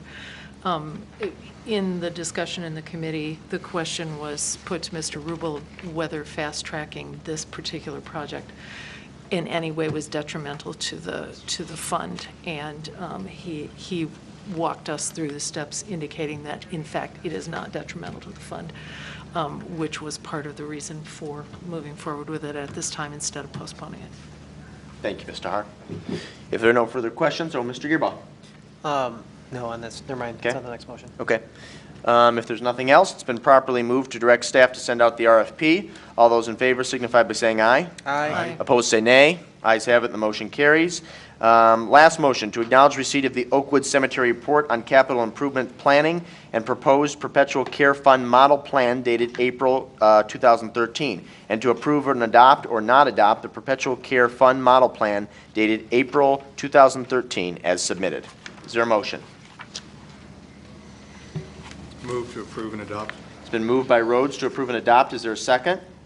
Second. Seconded by Ms. Tahar. Mr. Rubel. Thank you, Mayor. The two reports that are copied here, mainly we're talking about Report B for the capital plan and the Perpetual Care Fund plan update. Just to mention Report A, we discussed in detail with meetings with the cemetery task force. And what I did was I took the report presented to the task force and I added in blue italics the input of the cemetery task force members as a whole, as far as a summary of results there. So it showed that we looked at a whole menu of proposed improvements and how each of those were discussed or what the results of the discussion were. And so there's photographs representing all the different types of improvements that would be occurring over the next 4 or 5 years in total. Some things actually were accomplished, like there was a second box installed on the storage room shown on the photo on page 3, and then the third one would be installed by the mausoleum in an information box. But going to Report B, when the task force was assembled to look at maintenance needs at the cemetery, long-term planning of it, it actually started with the concern about cracking in the driveways and some potholes. And then that led to a desire that there be a capital improvement plan because they recognize there's other major capital costs in Oakwood Cemetery. But that led us to also the fact that we needed to revisit the Perpetual Care Fund plan as it was assembled in 1990 with the former City Council. And that plan, as I commented here, the old plan is shown on page 11 of 13 of Report B, and that plan basically was done on a ledger sheet at home on the kitchen table because we didn't have computers then, or Excel. So, but that plan actually performed well for us because it was a guide, just like the new plan is a guide. It's a living, breathing document. It's revisited annually, reviewed annually. We establish not only the expenses, but we establish any changes of need and revenues as we do annually with our city fee book. Sometimes we make one, sometimes 2 or 3 visits back to City Council with fee adjustments in January, February, March. And so if you recall, in the past years, there were revisions, additions, changes to the fees associated with Oakwood Cemetery, especially when we created the niches in the mausoleum. We have the benefit now with the Excel program, we can establish a plan that not only monitors just the forecast of the balance of the fund, but it will annually monitor and track monies coming in, monies that are disseminated between revenues that go to general fund and go to the care fund because it's proportioned by ordinance that 60% or 40% splits or 100% in some cases go to one or the other funds to support either maintenance operations or to increase the balance of the perpetual care fund.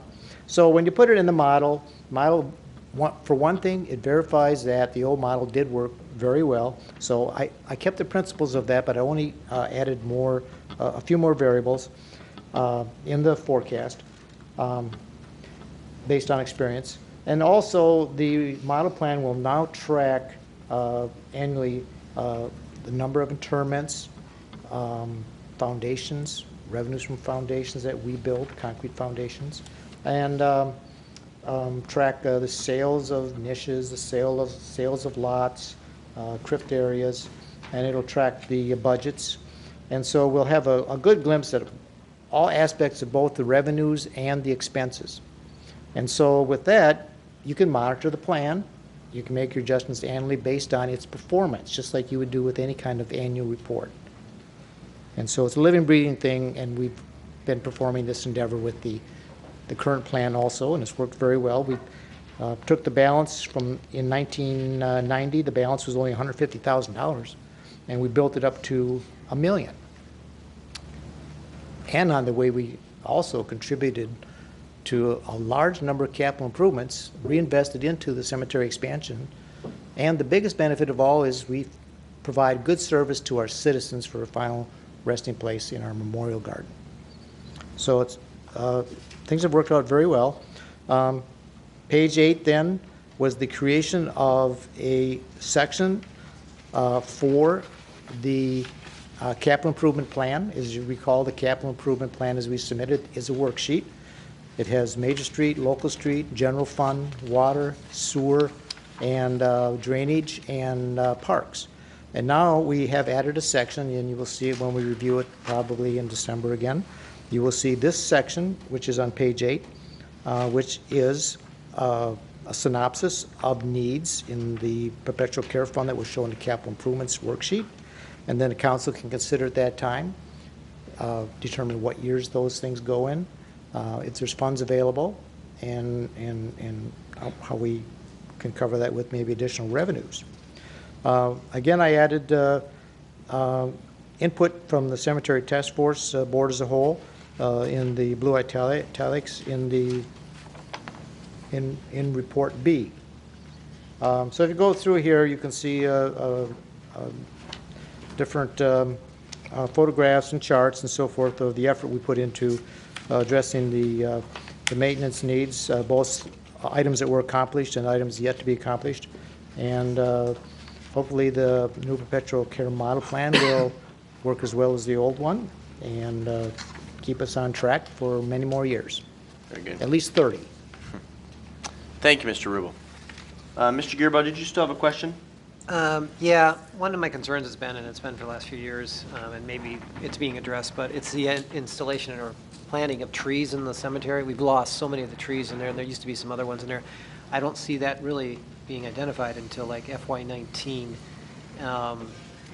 I would like to actually see that moved up ahead of time. But the other one comment that I saw in here was the removal of the cedar trees. Some people say they're overgrown. I see them as being a landmark of that cemetery that have been there since, well, as a child, and I remember that. So removing those, I see as being a detriment, not necessarily an improvement to the park. So I'm just going to put my opinion forward on that one, and I think a couple other people have felt that way too. I would rather, though, like to see us move ahead on some trees and actually having them planted in the cemetery before fiscal year 19. Again, as I indicated earlier, I suspect that the task force will remain dormant for a few months, but we will meet again, and that can be added as a discussion item, landscaping and trees. I tend to agree with you. I think if you look at a lot of other cemeteries, one, they don't have the capacity issues that we do, but there is a lot more landscaping. And I don't suspect or I don't maintain that we're going to get to that point, but we could do more to improve the aesthetic look of it, absolutely. So that can be something that's addressed, Mr. Gearbow. Oh, and the other question was, I know that now we're looking at DPW doing maintenance instead of hiring an outside. What was the change in cost for that, and was that like significantly increase, or we're doing it cheaper, or? Comments on that? Sure. The contract, this last, the summer of 2012, that season, that was the third of the 3-year contract, and I believe it was somewhere around 17 or 19,000 a year annually, and so that's the savings, approximate savings, because now we're doing it in-house.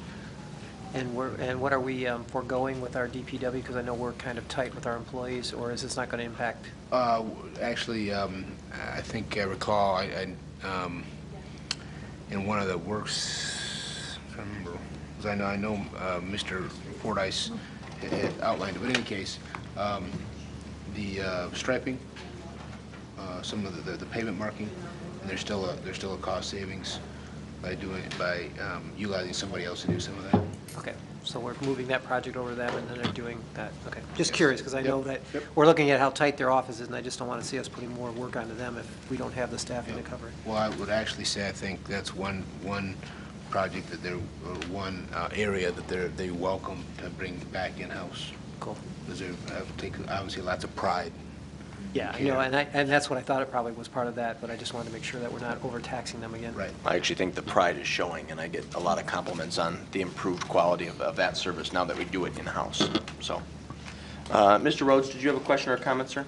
On page 8 of the handout, the decorative metal fencing for the south side is listed as 6 feet high. Does that match the height of the rest of our fencing?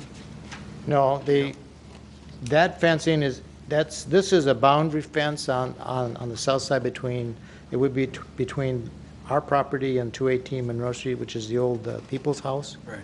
And the reason we would go with the 6-foot fence there is because it's meant to offer more security to protect the old section of the cemetery.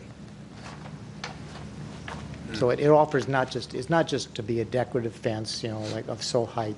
It's meant to offer of more security. Now, in the linear plan, I don't know if you're familiar with the linear plan, the linear walkway plan, there's a possibility that in the future there would be a walkway along that side between Curtis Park and Monroe Street, and that would sort of dissuade people from cutting through the cemetery because we don't want unneeded traffic, going through the cemetery from Curtis Park.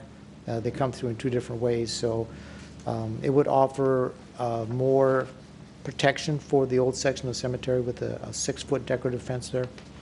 Okay, I understand your reasoning. I guess my comment is that whatever height the fence currently is around the rest of the cemetery, it would look better if that matched that height. And, if someone's going to climb over a 4 or 5-foot fence, whatever we have now, they're going to climb over a 6-foot fence also, I do believe. But that's my opinion. Thank you. Thank you, Mr. Rhodes. Any additional comments or questions? One more, my mistake. Yep, no. One of the concerns, as dawned on me when you're saying the south side, the west side of the park, as we know, erosion has really affected a lot of the hill and everything there. At what point are we going to have to address that? I did inspect it, took some pictures and sent them to Jeff. We did an erosion project there probably when we did the valley section, when we developed that one long narrow strip down in the low section where the old and new come together. Okay. And we built our own retaining wall out of broken concrete, and it's sort of held up. And I walked that distance there, and I did not see where there was a significant erosion problem at all. People, there's sticks thrown in there, and I didn't see any exposed soil. So I don't know. I didn't see any erosion that would endanger the cemetery. Okay, because I know I've seen where there are some stones that at the edge have been kind of going down the hill. And so I didn't know if at some point in time we need to do some kind of a retainer wall like we've done on the other sides, just to permanently avoid that from happening. And then basically doing a fence on that side too, so that we don't have invasion in there. Right. But just something for the task force to look at. Yep. Make note of that as well, Mr. Gearbaugh. Anything else on this particular motion? No? Okay, thank you, Mr. Rubel. If there's no further discussion, it's been properly moved by Rhodes, seconded by Tar to approve and adopt. All those in favor signify by saying aye. Aye. Opposed, say nay. Ayes have it, the motion carries unanimously. Moving on to our last action item this evening, 13-84, North Ann Arbor Street Project. Exception, to the Complete Streets Ordinance, This will be a motion to acknowledge receipt of the May 6, 2013 memo from City Superintendent Engineer Rubel and to approve or not to approve the exception item of installation of an 8-foot wide pathway along the project length of North Ann Arbor Street STPU project as outlined in the May 6, 2013 memo from City Superintendent Engineer Rubel. Is there a motion? So move. To approve or not approve, sir? Approve. Okay. It's been moved by Roth to approve. Is there a second? Second. Seconded by Mr. Peters.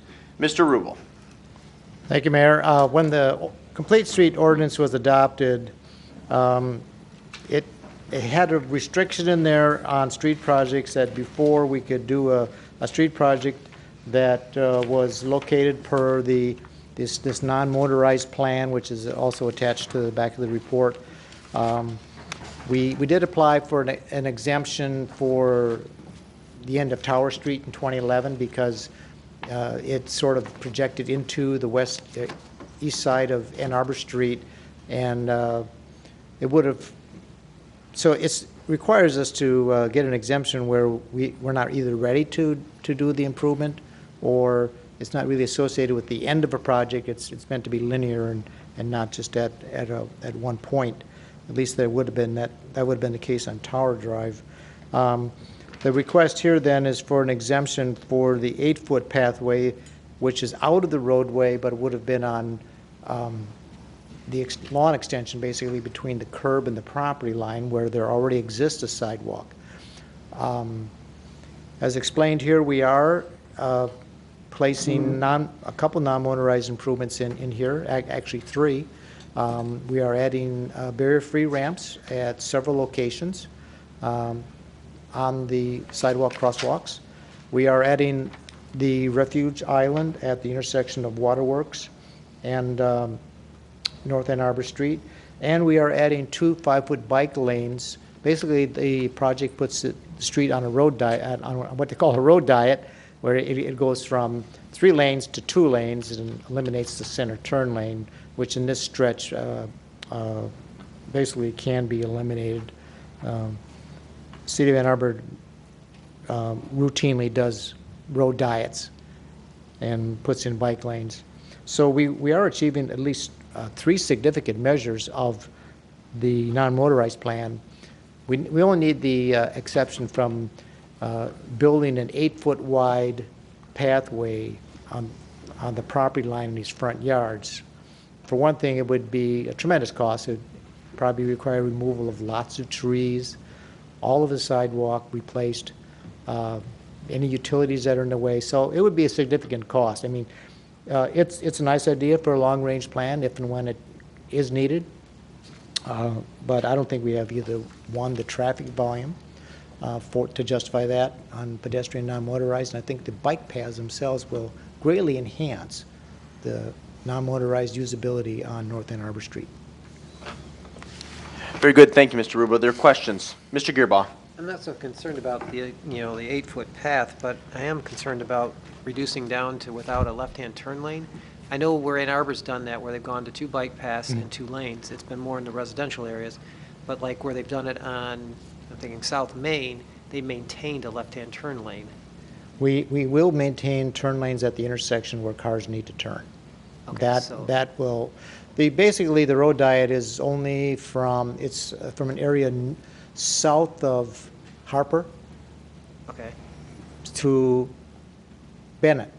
That's really the only area where you're reducing it from But will there 3 still be a- lanes to Will there still be a 2. left-hand turn lane at the Brecken? No. That's a private drive. It's not a public street, and That's where I was more not a lot concerned of with. traffic. Yeah, well, that's been my concern there, that Yeah. potentially there could be a concern there, but anyways. But you're dealing with a different dynamic because you have a lot of senior traffic. Yep.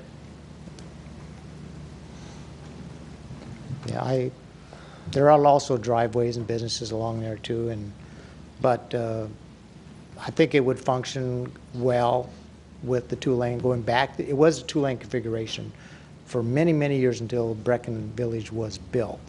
And then it was only, the center turn lane was added because we had this extra wide road, and non-motorized was not, the non-motorized plan wasn't there at the time, so we didn't install the bike lanes at that time. But now, because of the non-motorized ordinance, it wants us to go on a road diet with the bike lanes.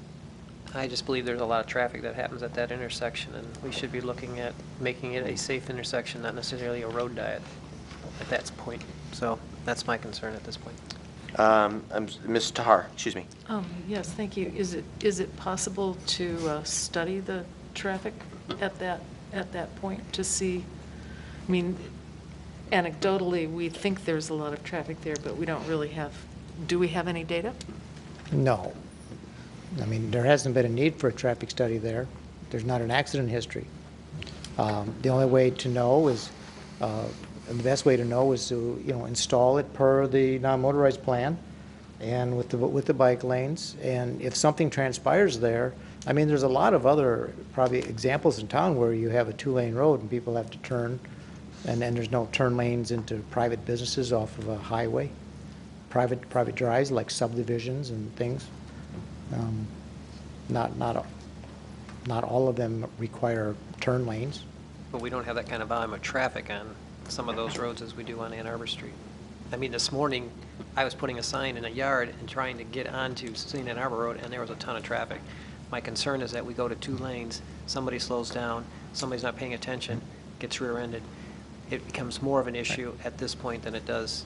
Yeah, we certainly would monitor the traffic situation to But then we see have if to something, spend and significant if money. something was required to reinstall a left turn lane there, then we would probably do that, try to do that, but we'd have to eliminate the bike lanes then.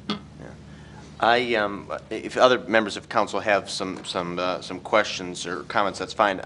In just conferring with the city manager, I would be more comfortable to conducting a study based on many of the comments that Mr. Gearbaugh indicated. There's a different dynamic there in that you have a large senior population. You have seniors who live in the condos there. You have seniors who live in Primrose there. Most of those do not drive. You have seniors who live in apartments who do drive. And then, of course, you have people who live in the memory care center, but that's also, you're also taking into account all the people that work there and deliveries that need to be made, and it's a fully functioning, kitchen, cafeteria. So there's a lot of activity there in addition to the residents, which is a unique dynamic. So I would be more comfortable doing a study so that we had some data to back up our approach. But I don't mean to steal anyone else's thunder. Mr. Peters, did you have a comment? Yeah, I have a comment that's kind of relevant to this subject, but not really this motion. I'm not sure how to add this, but recently I've had some complaints. Well, yesterday I said complaints, and before that some others from citizens where you have bike lanes added to these roads, like on Willis we did a few years back, where Rosemont and Old Creek and Eastwood come on to Willis. Those bump out, the curb bump outs that sort of parallel the roads that comes out into Willis. Those are black with rubber, and people hit them all the time. I had a neighbor yesterday bend a rim. I've seen the school buses hit them. I've hit it myself. I drive an F-150, and you have to kind of put the nose of your truck into oncoming traffic to make a right-hand turn. A school bus really struggles with it. And I know that it's a state-regulated design, and there's a procedure that goes with it, but it's not intuitive. In your mind, when you go past that curb and you're watching traffic, you're waiting to make a right, you forget that big bump out's there, and boy, you hit it. And I just wonder if maybe in the future we put in bike lanes, there's some way we can remedy that situation. Maybe we can grind them down flatter or not have them protrude so much. But I think if you talk to folks in the neighborhood down that way, you'll get some concerns about those. Have you had any of those? Yeah, we don't have any bump outs planned for Ann Arbor Street because Good. those are actually in the parking lane. So Can I take mine so out? you have to actually cut through. It sort of be like cut through. Well, people do it at If intersections. I volunteer labor, can I remove mine? People cut when they turn at intersections, even signalize. Okay. They make nice sweeping turns, and they're actually in the oncoming lane, and they cross over when they don't really need to do that, but they do anyway. Well, so some folks it's one of have- those. It's sort of like driver habit, you know. And Yeah, it's not intuitive, and a lot of Because- people hit it. I hit it myself every now and then. I Yeah. hope we never put those in again.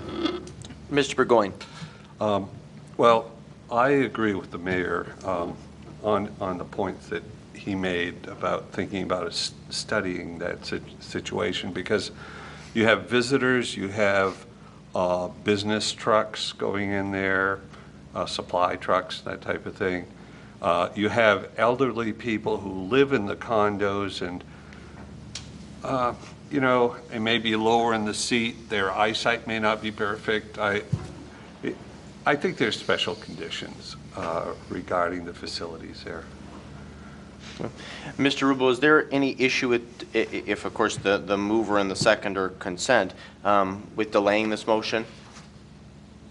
No, I mean, we can take a look at it from, I can talk to Midwestern Consulting. They can give us a cost of the study, and so I don't know what that's going to cost. There's different levels of studies you can do. They may be able to respond from experience. We are just now, we have the base plan. We've performed some inventories. Soon, we will get the maybe 30-40% preliminary plans that will have the lane layout. So we're getting close to the lane layout time, so it's just in time to look at that. And so I can discuss the proposed change at that intersection. They may say, and they may support, actually, well, it's plausible. And then they may have a way of dealing with the bike lanes at that intersection and do a share the road for a little segment. Okay. But share the road signs versus the bike lane. And then you have cars and bikes intermingled for a short distance. Okay. Okay. Mr. Rhodes? I just wanted to mention that I've been an advocate for non-motorized transportation for a number of years, and I appreciate the fact that our city superintendent and city engineer have worked to incorporate what they could into this project that's coming up, without regard to whether or not we need to do something different at the entrance to Brecken. We certainly want to keep all of our residents safe, but I think it's great that we are installing bike paths where we can and providing pedestrian safety islands where we can. Anything else? Mr. Gearbaugh? I would just like to make sure that we get a formal response back for the traffic study. Okay.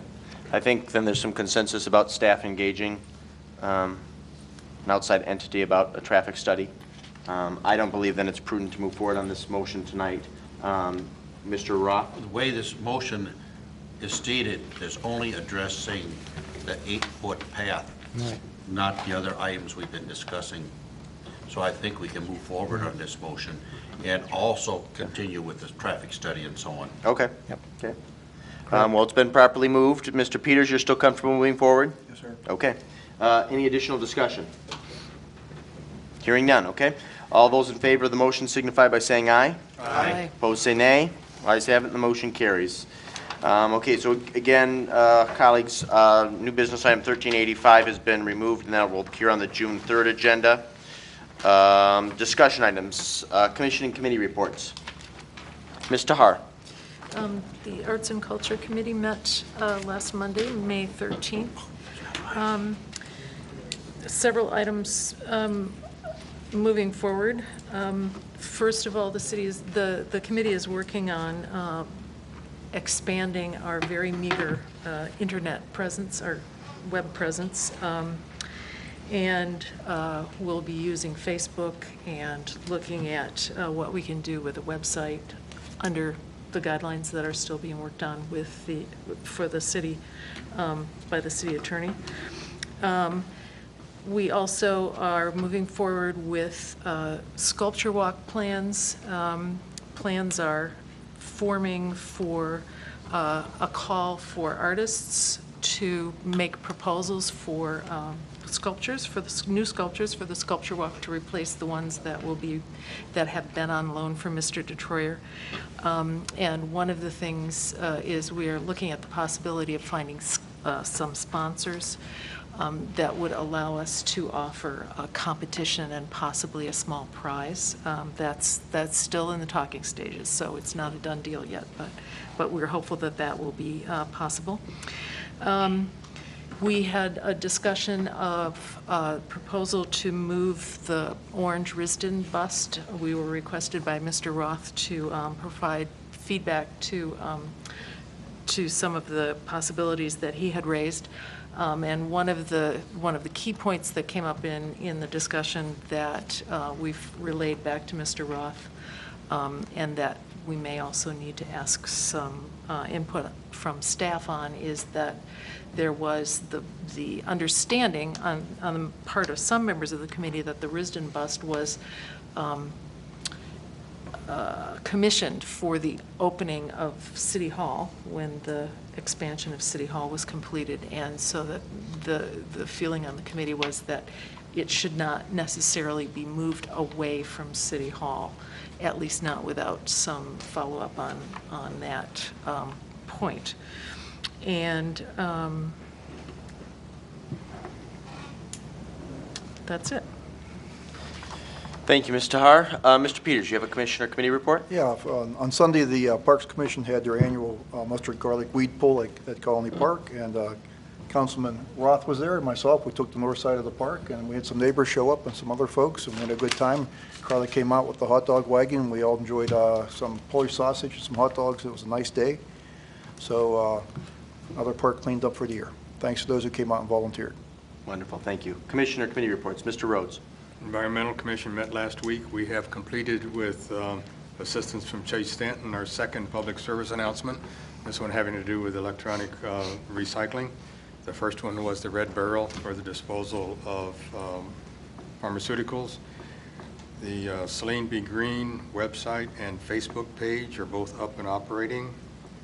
The article that will be coming out in the next FYI, City FYI, will have to do with household recycling, since our recycling quantities have declined over the years, and we want to bring that back up into the public eye.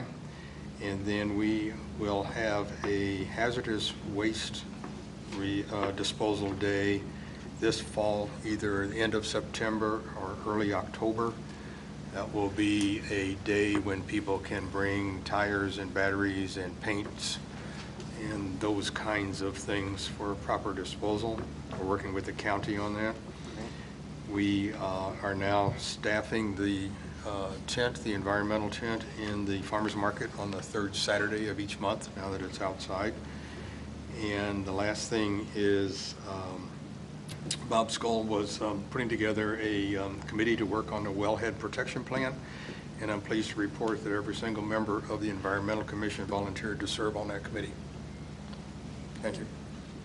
Any other commissioner committee reports? Excuse me. Mr. Gearbaugh. I would just like to thank the Historic District Commission members who this weekend went out and put all the historic property sign out on the yards to recognize the historic homes. I hope that everyone will take a chance to take a tour and walk around.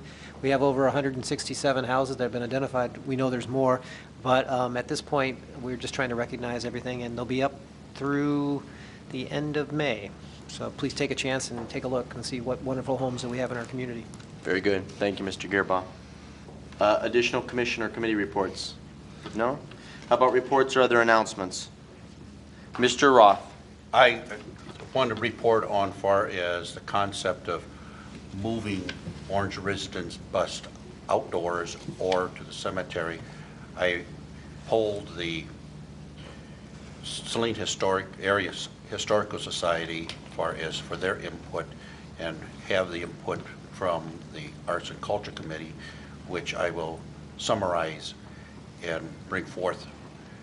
But the other concern is that this bust is sitting on top of a time capsule, and a previous council had input for that and where it's at, so we need to act at a future date for where it belongs or where it can go. We have received, the Saline Historical Society had entertained a thought that they could house it there in the Railway Museum next to the, when put on top of it, the mold or the sculpture that the brass sculpture was made from. And they have that currently in the museum, and they currently have for one of the first time capsules. So I thought it would kind of fit together. So that's up for future for it. Great. Well, if you could do a write-up and provide a copy to each one of us here on the dais, that'd be great. And as I indicated earlier, I think it will be something that will be discussed at a future Oakwood Cemetery Task Force meeting, if in fact it's the intent or desired intent to move it to Oakwood Cemetery. Of course, I'd encourage you to continue dialogue with the Arts and Culture Commission. And as I indicated to you as well, I spoke to not the artist directly, but the artist's family, and it was her intent that that be displayed, showcased outdoors. And obviously that family has, I think, a special role to play, because I think some of the funds that were utilized to create that bust were in memory of Ken Rogers Sr., who was actually a former member of this legislative body, evidently. And again, it was that family's wish that that be on public display outdoors. So I appreciate your work on this, and hopefully the dialogue can continue. Does our Saline, our Historic District Commission, do they need to be involved with this? No, because it wouldn't really have a direct impact on a historic district. Okay, thank you. Yep, thank you. Are there reports or other announcements? Ms. Tahar. Yes, I'd just like to mention congratulations to all of the athletes who participated last Tuesday in the Washtenaw Special Olympics event that was held at the high school. I had the privilege of participating, representing the city in the opening parade, and it was a great event. Appreciate you attending that. Thank you. Reports or other announcements. Mr. Rhodes.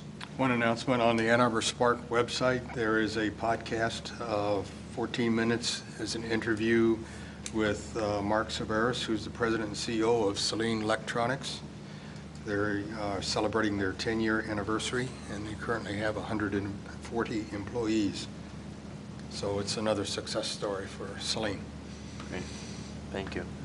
Well, I have two announcements, and then I'll turn it over to Mr. Campbell because we had a meeting today with the city superintendent engineer, our fire chief and police chief regarding fireworks and trying to be proactive and stay one step ahead of our would-be fireworks users in advance of the 4th of July holiday. So I'll let him talk about that in just a moment. Did want to remind my colleagues that you were all invited and encouraged to participate in the Memorial Day Parade, which is a week from today, Monday morning. I believe the parade kicks off at 10. I'd like to have the group meet here at around 9:30, 9:45 with the banner. Then we'll proceed to Oakwood Cemetery for some festivities. And then in addition to that, just to reiterate, if I hadn't shared this with you already, I am hosting the second annual Saline Senior Conference this Friday at the Saline Senior Center from 10 o'clock till noon. Treasurer Bennett will be there presenting. Our assessor will be there. Hopefully city manager will be there. State Representative Driscoll will be there. And then we'll have some brief presentations from Dave Holden, our school board president, and also Kevin Murphy, who attended a conference with some senior-related issues. So free lunch, door prizes. All my council colleagues are encouraged to attend. All you need to do is call the senior center and put your name on a list. We're still accepting reservations, but we're getting close to the capacity. So if you are interested in attending, I encourage you to do so. Mr. Campbell, do you want to talk briefly about our meeting today? Sure, thank you, Mr. Mayor. You all may recall last June, I believe it was, the new legislation, or thereabouts, June, the new legislation from Lansing that essentially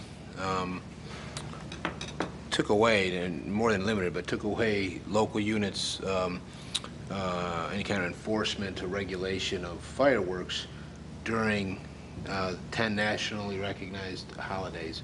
So basically, it says that local municipalities don't have any authority regulating fireworks, and there's a set list that are allowable, but the day preceding, the day of, and the day after of that nationally recognized holiday.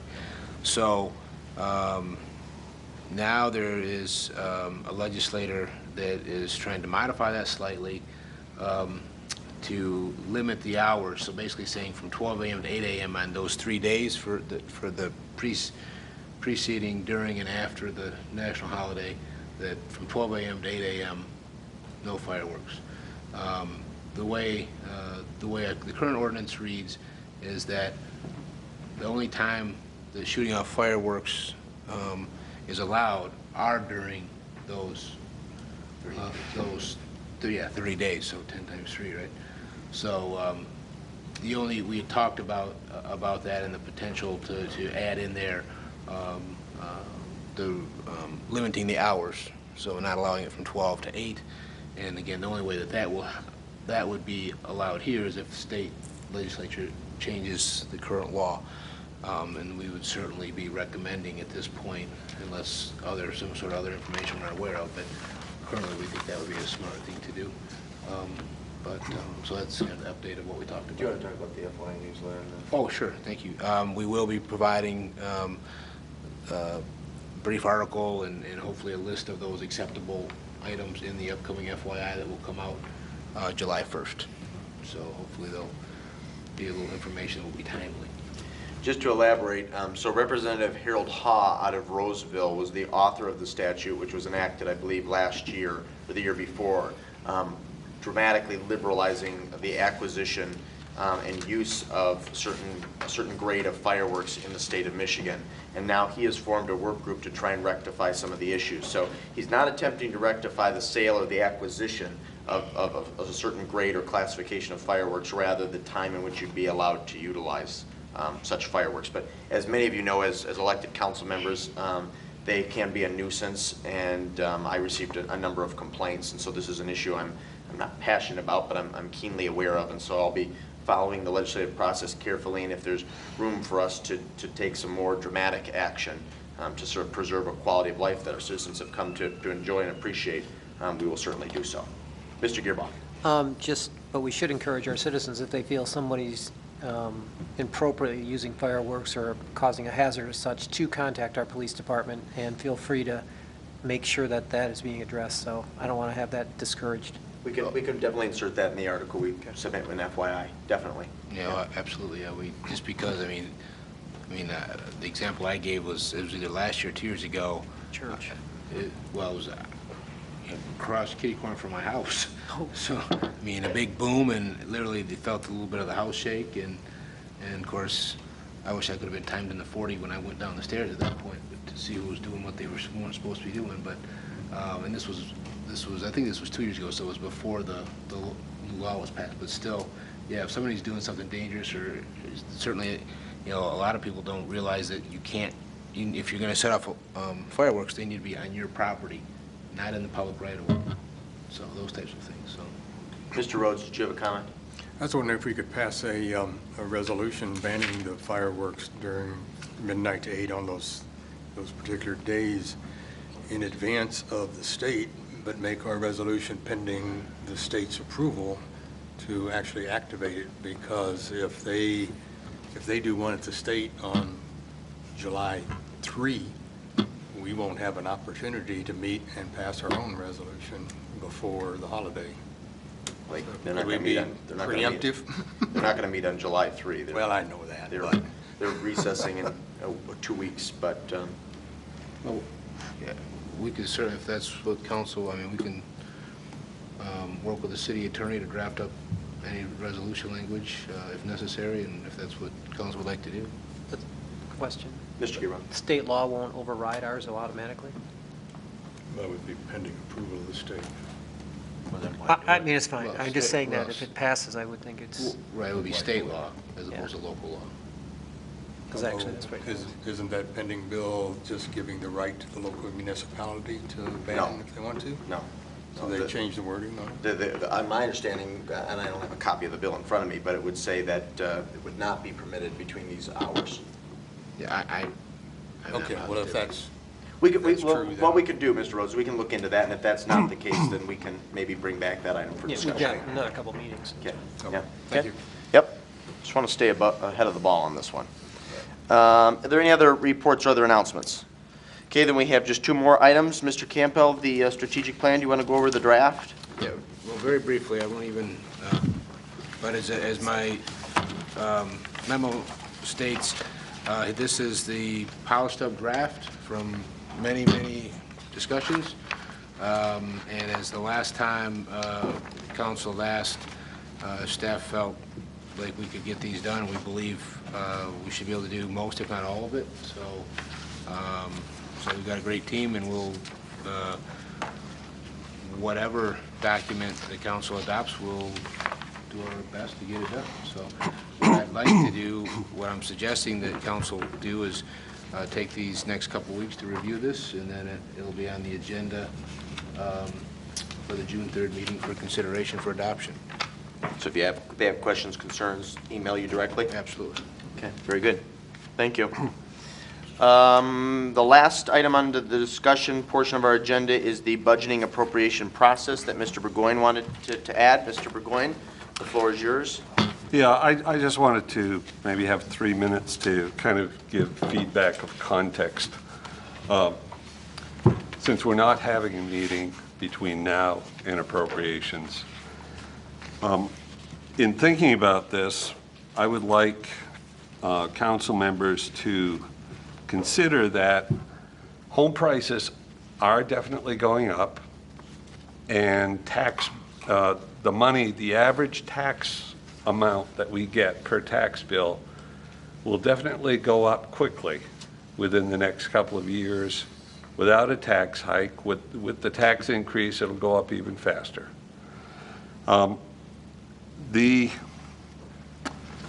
I think the context is that state made changes to give the owners of large businesses generally $1.8 billion in tax cuts. And in doing that, there were some new burdens on residents. For example, retirement is now taxed. The homeowners' tax credits, a lot of people are losing that. Some considerations for taxes that are underway are additional gasoline tax. And supposedly that would go towards streets, but that's another tax that people would feel. In addition to those are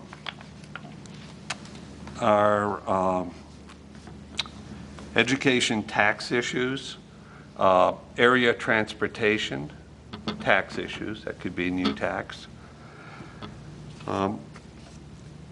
area recreation tax issues,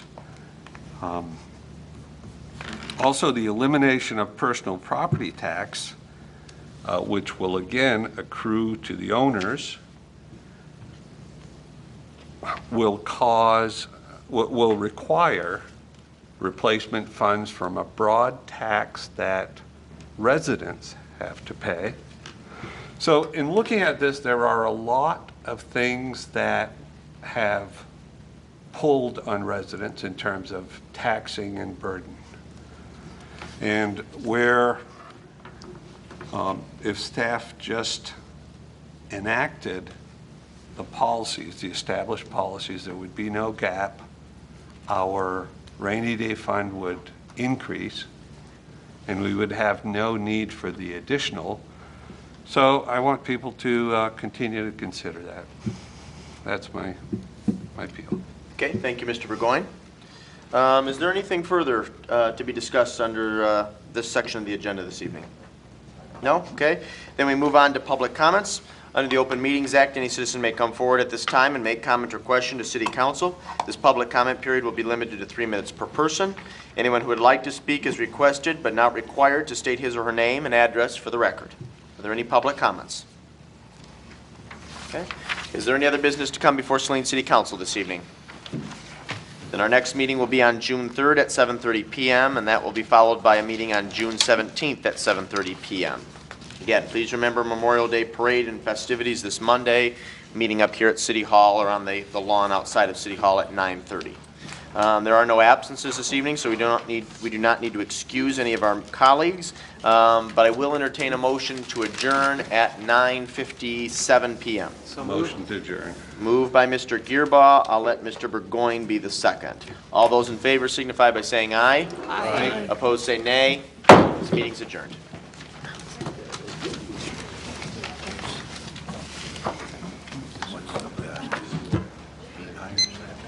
Yeah.